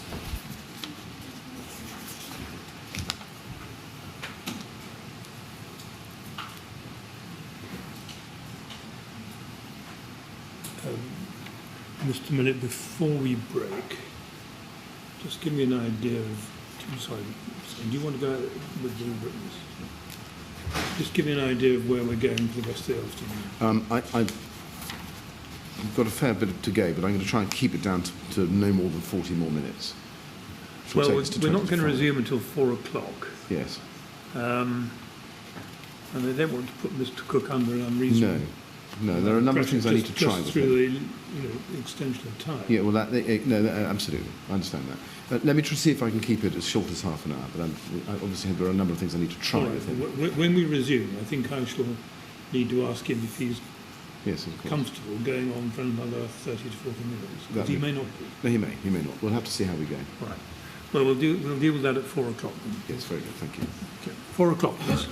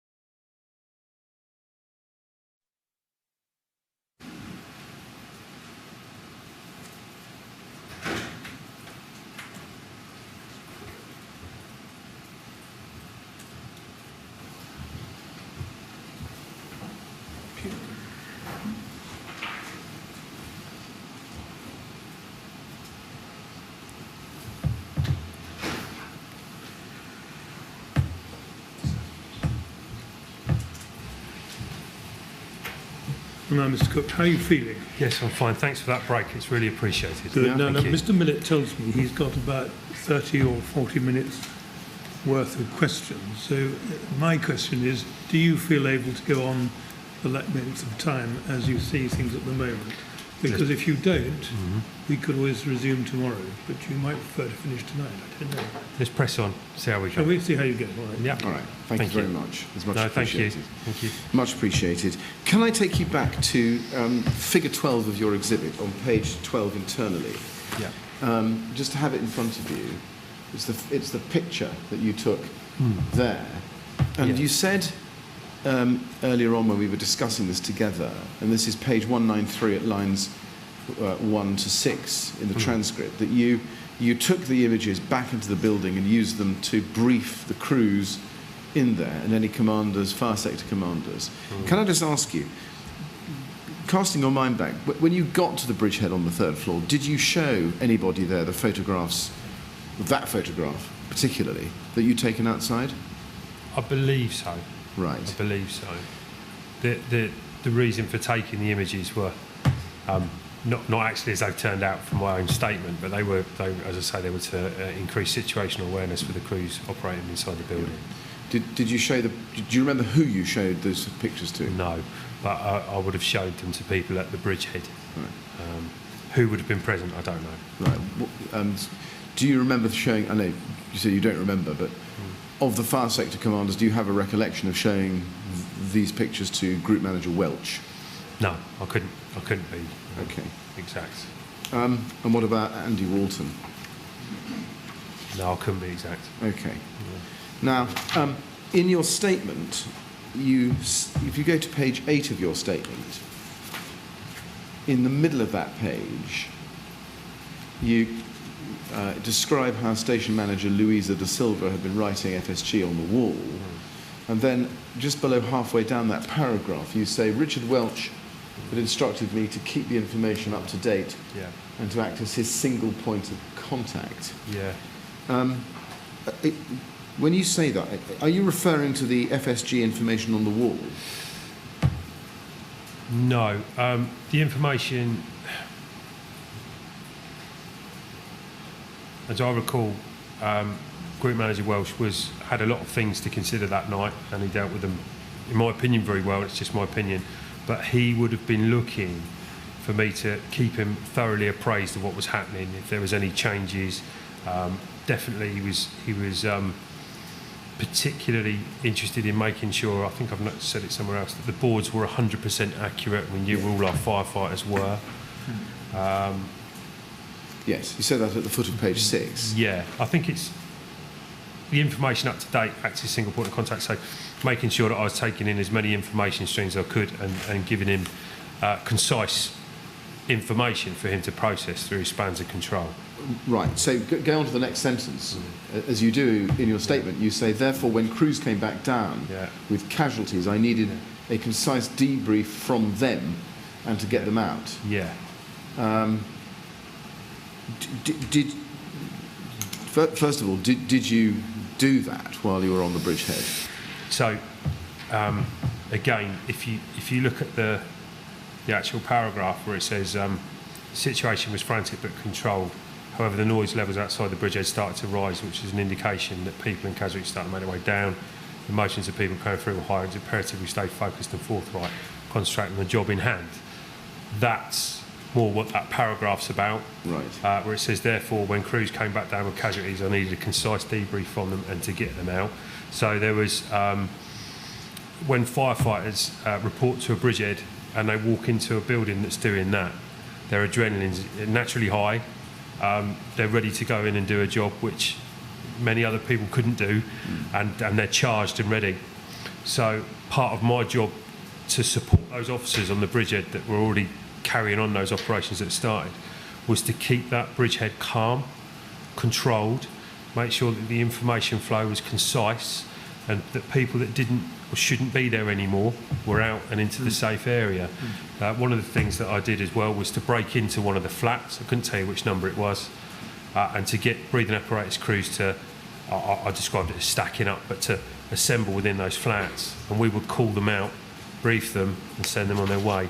because it's a very small area, very tight, compact in those lobbies, and it's really important to keep that noise down. For those FSG calls that would have been coming through, whilst I can't recall the nature of any of the calls, keeping that noise down ensures that that information is exchanged easily and readily. That information is so, as we know, so critical to making sure we save the lives of people that, you know, we can easily get into this, lots of exchanges of information, radios crackling and noise. Right. So that was that paragraph there, if you like, or that passage is kind of more what that's intended to mean. Right. What I want to explore with you is your debriefing the crews. Yeah. So first of all, when a crew came down, whether with or without a casualty, Yeah. Were you able effectively to debrief them? So what would have been happening where I've said debrief, I wouldn't have been doing that personally. The entry control officers will be doing the briefs and debriefs. So as they come through, they'll know where they've been by the nature of what was logged on the board. The FSG calls that Louisa would have been dealing with, she'd have known where they've been dispatched, and that would have been noticed on the board as well. So they'll give you a much clearer picture of that. Right. The entry control officer debriefs, make sure the information is relayed to the FSG, people that are dealing with the FSG, and that the information goes where it needs to go. One of the problems that we had is that fire survival guidance calls of this scale was really difficult to deal with. And the constant flow of crews in and out with a really rapidly deteriorating situation, and the sheer volume of fire survival guidance, it was a really difficult situation to manage and support people and all that. So it's very hard for me to relay that or portray that to people, but it was hard, and we did the very best we could to keep it as controlled as we could on the night, and the crews that were there doing it were just fantastic. Right. Just breaking that up a little bit. When a crew came down, while you were at the bridgehead, while it was on the third floor, who did the debriefing with the crews? Was it you or was it Louisa? It would have been the Silva? entry control officer. Sometimes Brian O'Keefe would have been involved to get that overview. Okay. Often the crew would report before they got anywhere near the doorway. They may have come down shouting that they had a casualty. That would have been intercepted by other crews and take that person to safe air as quickly as possible, get them to medical treatment, etc. So it's very, very, very, very frantic. Sure. In terms of gathering information about the mission, the rescue mission, from the firefighters, was the result of that recorded then by anybody on the bridgehead? So the entry control board has a comments box, if you like, and the entry control officers would be saying that this crew of 2, this crew of 3, bracket them off and saying we'll be going to the 10th floor, to flat 169 or wherever it may be. I've obviously just made that number up, so they would go to there. That would also be recorded. The FSG information would be going through the entry control, and they'd be directing from there, sort of thing. Does that make sense? Right. Yeah. And did you see anybody on the bridgehead recording in any way the results of a particular deployment? Did you see it? And when you say a particular deployment, do you... Of a firefighter deployment, a BA deployment into the building, when they came down and got their debrief from with somebody on the bridgehead, did you observe with your eyes and ears yourself anybody on the bridgehead recording the results? So whether it was successful or unsuccessful, for example. Once flats were cleared, or we knew that we'd rescued somebody, I think that the FSG calls on the wall would have been marked off on there. Right. How are they marked? I don't know. You'd have to ask Louisa de Silva. Okay. I would say they would have been ticked or crossed out, but I can't be. Did you see that sure. happening? I can't be sure. I really can't recall that. Next question is that once a result of a deployment of a particular BA group was known, was it then communicated to anybody outside the bridgehead?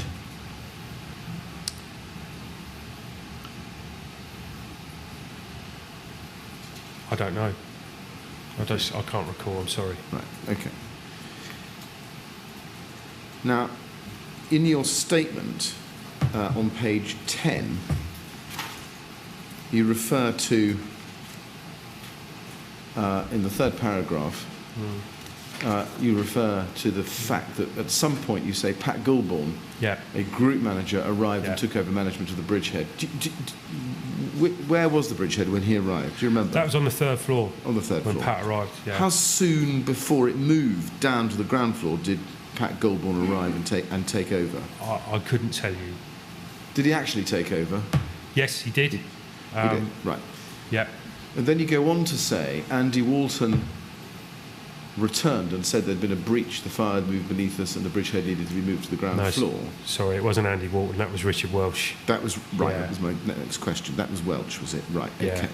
Now, and at that stage, and I said I'd come back to it, and I'm now doing so, you say you refer to a photograph you took of the FSG information. Yeah. And that you say in the last sentence of this very paragraph, and that's figure 14, and we've seen this before, and I've shown you this already. That's at 308. You said, I think, that this was in order to take the information down to the ground floor. Can I just show you another picture, which, going back to it, MET 000015625. Can you tell us, can you identify the individual we see in that picture? It looks like Justin O'Byrne. Right. Yeah. Okay. So, can we time the move of the bridgehead to the ground floor at about this time, 308? Yeah, he seems to be moving the engine control board with him, so yeah, I would say. Okay, I mean, that's okay. Well, I mean, you and I can look at the picture and speculate, but do you have a recollection of taking this photograph for the purposes of moving downstairs? Myself? Yes. Yes, yeah, that was the purpose. Right. So it was, again, the evacuation wasn't, sorry, not evacuation, but the moving down of the bridgehead wasn't entirely straightforward. We received, and I can't remember how, but I intercepted a fire survival guidance report on the floor that we were on.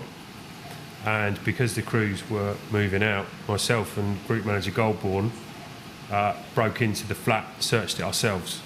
Right. So as not to impede the moving down of the bridgehead. Okay. Right. So there's lots. I suppose the point I'm trying to make is there's a lot going on still. Yeah, you know? yeah, sure. Can I just then ask you, do you know what happened to the FSG information that you'd photographed that we see in this photograph? I believe that it was all communicated back down to the ground floor. However, later in the incident, I noticed that there was FSG being written near the entrance, like the main entrance, by I believe Glyn Williams and Pete Wolfenden, and the boards themselves were at the base of the stairs. I can't recall if the FSGs were at the base of the stairs. Well, at that point, I just can't remember. So, just to be clear, the base of the stairs, the wall, you were talking about the wall there, the wall being used to record information? When you go into the lobby area, and you went through the main doors into Grenfell Tower, on the left, on the wall, I believe was where there was some FSGs. I definitely saw them. Right. But the point of coming down where the information was transposed, so I don't know. Again, maybe Watch Manager De Silvo would remember. Okay. Yeah. Let me just put a couple of pictures to you. And the timing isn't right. Well, perhaps we can do this. If you could be shown INQ 253, which is a photograph of the lobby taken at 3:16:29 adjusted. Yeah. Can you help us with where you think on that picture you saw FSG information recorded that had come down from the third floor? Yeah. So, can you see top right, someone without a helmet pointing at the wall? Yes. That's Glyn Williams. Right. I believe. Right. I might not be right. It looks like Glyn, but I can't quite make out. So if it's not you, Glyn, I'm sorry. but that looks like where it was written. And there are 2 senior officers with him. One of them, I think, is There's a watch manager and Watson. quite likely. Sorry, I said it. Yeah. But Yeah. yes, we had some evidence this morning. You don't know who the other one was, do you? No, sorry. And then the other photograph would be at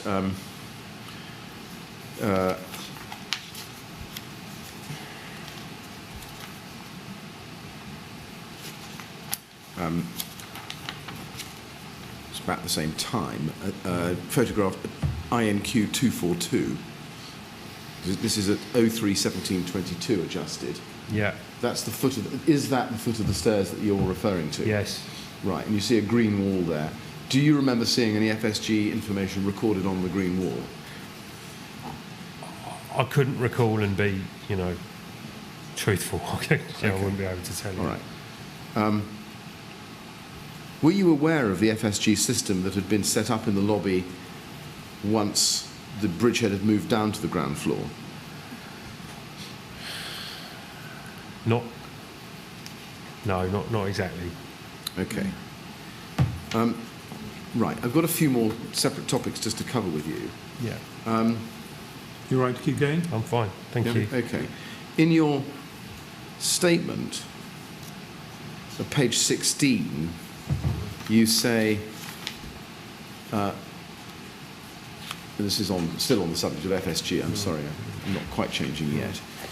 A quarter of the way down that page, you say, frustration was generally building and building. Another example of this was Pete Wolfenden and Glyn Williams starting their information wall for the FSGs near the front door away from the bridgehead. No. This was contrary to the system that was already in place and being managed by the bridgehead commander. No. Can you explain what you mean? No, I can't. I'm terribly sorry, but that part of the statement, that seems like no. Right. There were frustrations building because everybody was trying their hardest to do the most that we could, and those frustrations are I would say, are natural for firefighters that want to do the best to help everybody. The information on the FSGs near the front door, away from the bridgehead, correct? That's what I remember. Right. Contrary to the system that's already been in place and managed by the bridgehead commander, no, I don't even recall saying that, so I'm really sorry. Okay, that's all right. Now, can I then turn to the subject of smoke extraction? On page 12 of your statement, if you look at the, well, it's the really long paragraph, 6 lines up from the bottom of the paragraph. You say, it was at the point we moved the bridgehead to the ground floor that I noticed that the smoke extraction system was not working properly. This was situated on the ground floor and visible from the new location of the bridgehead. Yeah. I knew it was not working properly because lights were flashing, but there was no time to deal with it. Can you just tell us where the lights were that you saw flashing? No, sorry. Were they in a panel or unit? No, I couldn't tell you. I just remember the smoke extraction system being there, and it looked like it was near the lift doors, if I remember rightly. Right. And it was flashing as if to say, I would assume, thinking back, a fault, something like that. Right. And it wasn't working. I knew it wasn't working. I could see it wasn't working, and there's no time to deal with it. So I saw that there was one present, because we're always looking for fixed firefighting installations, and obviously if a smoke extraction system had been working, if it was, well, I'm not even sure where it was designed for, but if it had been working, I'm sure it would have been an assistance. Do you know whether anybody had tried to operate the smoke extractor system? I know that somebody tried to operate the smoke extraction system, but it's not from memory, that's from knowing what's gone on in the inquiry. No, that's not. So, yeah, That's no, not I didn't know. Okay.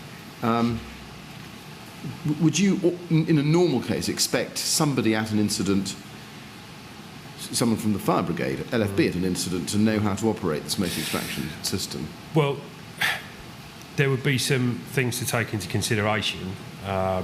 If a smoke extraction system could be automatic and would have been triggered with an automatic fire alarm or automatic panel, but we do need to manage it because it would, again, it can affect our conditions within there. Right. And could potentially make things worse, could make things better, but they need to be managed. Right. Yeah. Now, we've seen from some of the pictures I showed you that there looks like there was some smoke in the lobby at the time when the bridgehead moved down to the ground floor. Did that indicate anything to you about whether the smoke extraction system was working properly or not?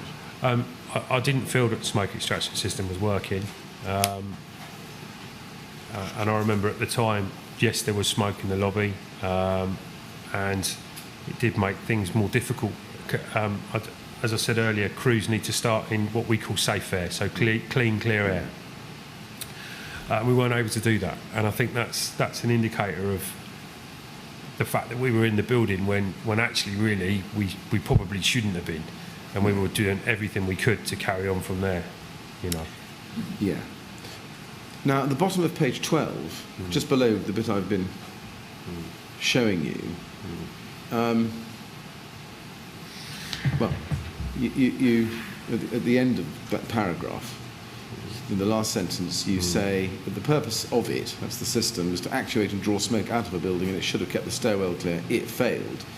When you say it failed, are you drawing a conclusion, or do you know why it failed? No. Again, I think that's just the wording of the statement. I mean, I've got no ability to tell you if it failed or not. I can just tell you that it wasn't working. Right. Now, immediately below that, you then turn to the subject of a special entry response team vehicle with a piece of equipment called a positive pressure ventilation fan. You discussed calling one up with Pat Goulbourne, Richard Welch, and yourself. I'm assuming that that's who the Pat and Richard are. Do you remember actually calling for a PPV? I'm really sorry, but I need to take some advice before I comment on this. There's a security classification on the things that we do. Right. So I'm terribly sorry. Okay. Well, you've referred to it in the statement. I Yeah. think Mr. Millett's question is, did you remember, well, either calling for it or do you remember thinking about calling for it? That can't be a classified question, is it? And that's in your statement. I understand that, sir, yeah. Right. But I do need some advice, sir. I apologise. All right, well, let me see if I can get to it a different way. Can I ask you to look at the short incident log? And can I take you to the timed entry at 3:07:56? I'm not going to ask you that many questions about it. I just want to see what you know about it. It's 03:07:56. The top of page 24, where the message is a turning out message, SERT to proceed with PPV to incident. Now, this is in the LFB's short incident log. It's been provided to the inquiry. Yeah. We've had it for a number of weeks. I'm assuming that this is something you would be able to help us with. Do you know anything about that message? No. Do you recall, does this prompt a recollection of calling for a PPV and its timing? No. Do you know whether the PPV arrived? Um, I'm not going to ask you about the SERT. Okay? I just want to know about this piece of equipment. Yeah, the PPV did arrive, yeah. Do you remember when? No. Do you remember where it was put?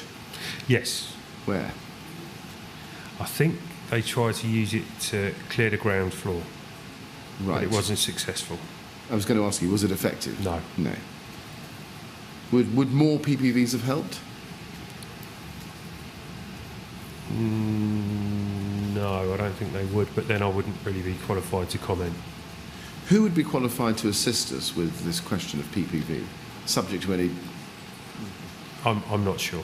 Right. I'm sure that someone will be able to point the inquiry in the correct direction. Okay. Now, moving to a different topic, page 13,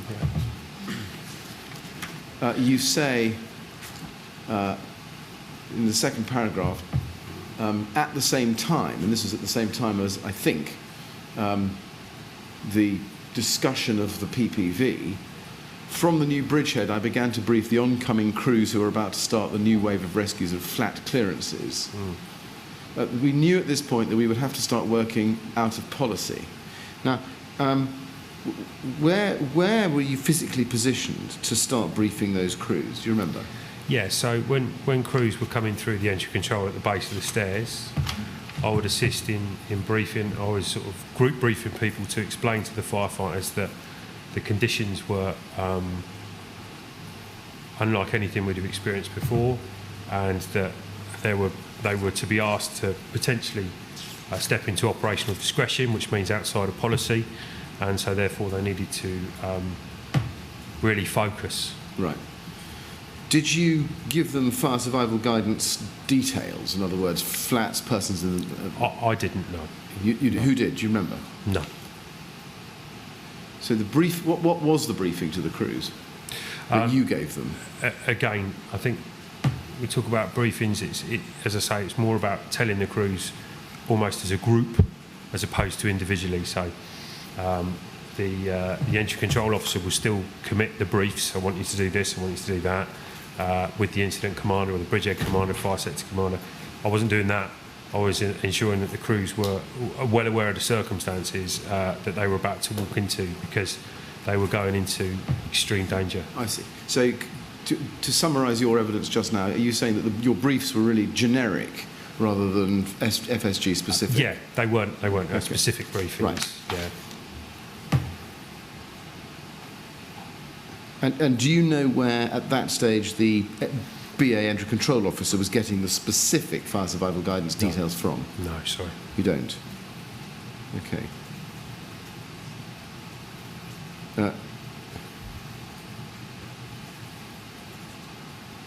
Do you know, or do you remember how, at the time, the decision was made as to who should be deployed wearing SDBA and who should be deployed wearing EDBA?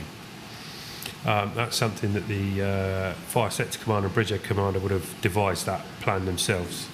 I can't recall when it was. And who was that person? That would have been Richard Welsh and Pat Goldborn that would have come up with that. Okay, right. Can I show you a picture which...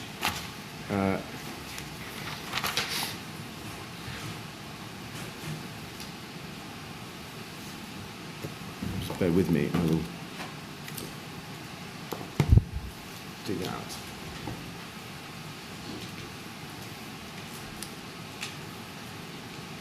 Which is MET 000015815.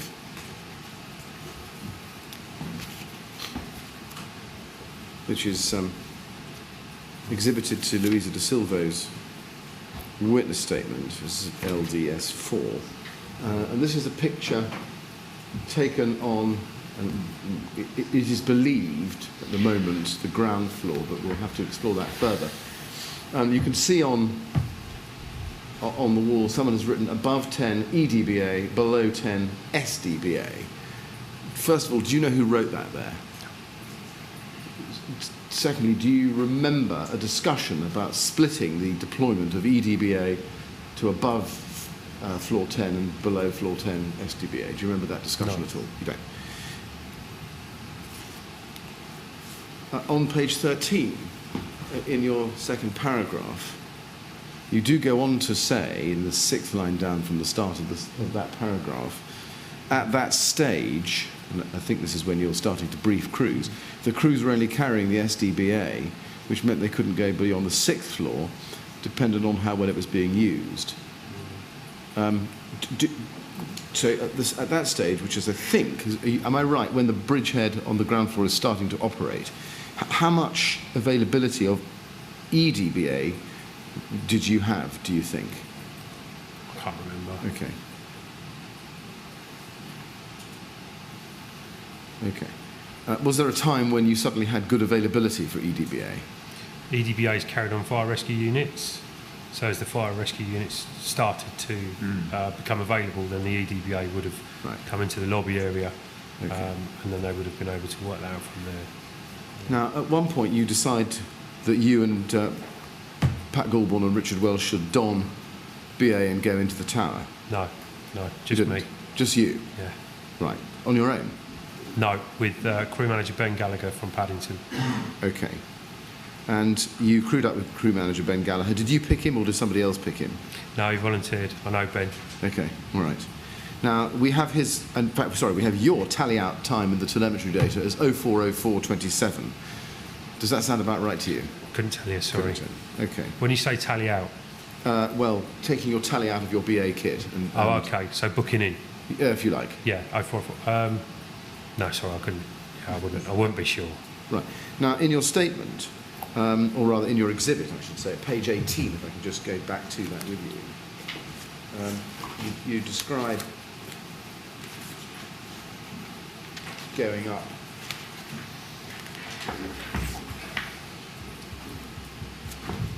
to the 5th floor in the second paragraph. And you say, conditions were hot and fire seemed apparent all round. We saw another crew and I believe it was clear that this floor had been cleared. What were the conditions in the stairwell like? Do you remember?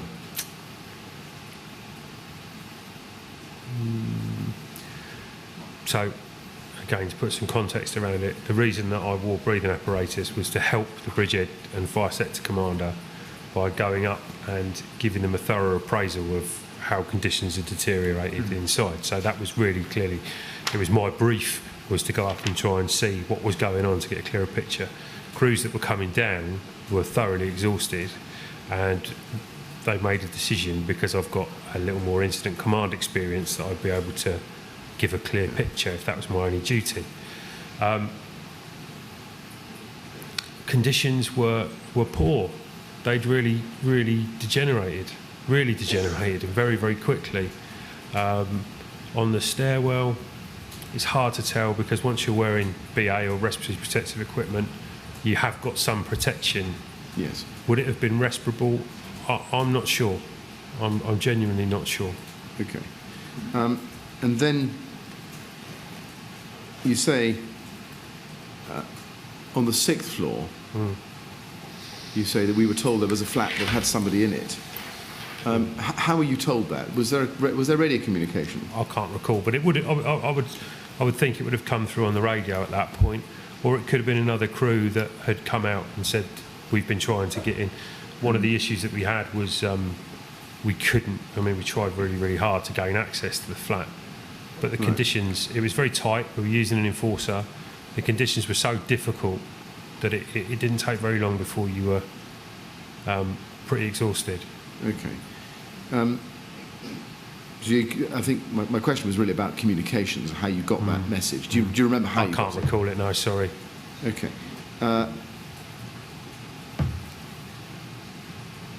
Okay. You say at the bottom of page 13 that there were other problems. This is your statement, I'm sorry. Other problems arising, namely issues with the dry riser. And you go on to say, in the third line, the massive problem at Grenfell was that all the floors were compromised, so there was no safe place to set it up. Yeah.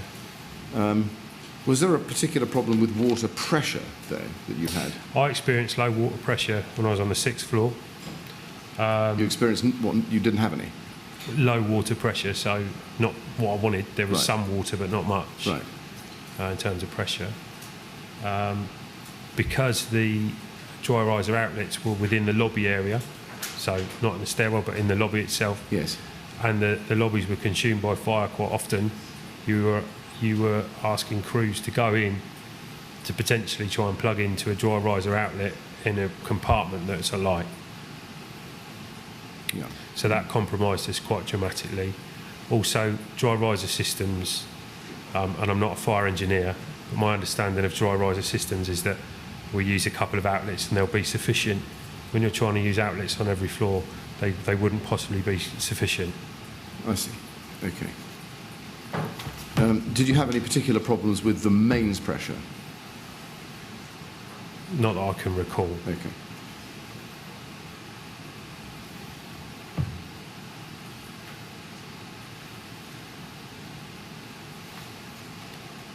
Okay. Now, you say you know Ben Gallagher.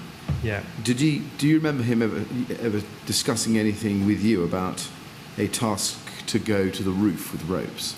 No, not at all, no. You didn't have that conversation No. with him? Okay.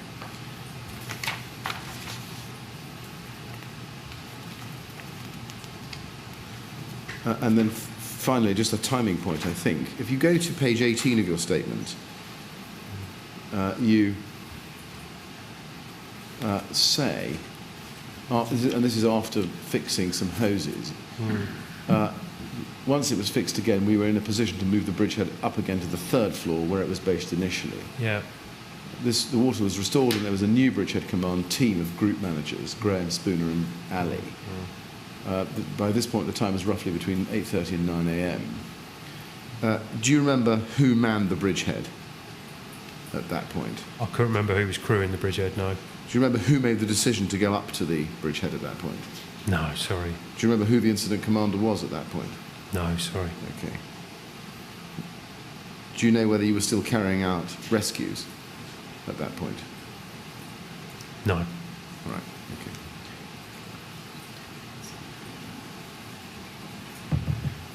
Mr. Cook, you'll be glad to know I've got no further questions for you. Can I just say how grateful I am to you for your assistance coming to the inquiry today and answering my questions. It's been most helpful. Thank you very much. Thank you. Well, Mr. Cook, I have to add my thanks to you as well. I'm sorry if it's been a disagreeable experience at times, but we really do benefit from having your recollection and your account of that evening, and we're very grateful to you for coming. Thank you very much. I hope it helps. Right, would you like to Thanks. go with the usher? Thank you. Thank you very much indeed. I'm sorry we kept you rather late.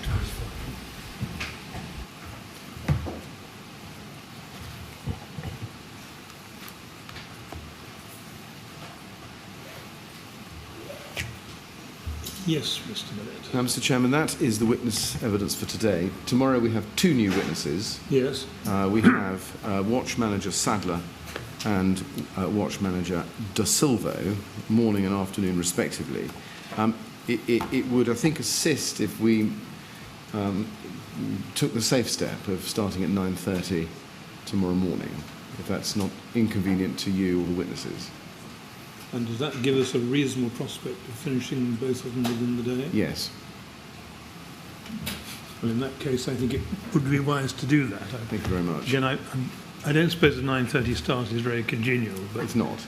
if it helps the witness, as we saw with Mr. Cook, get through during the day, I think it's a good way of doing it. Yeah, I'm So very grateful. Thank you. We'll sit at 9:30 tomorrow. Thank you very much.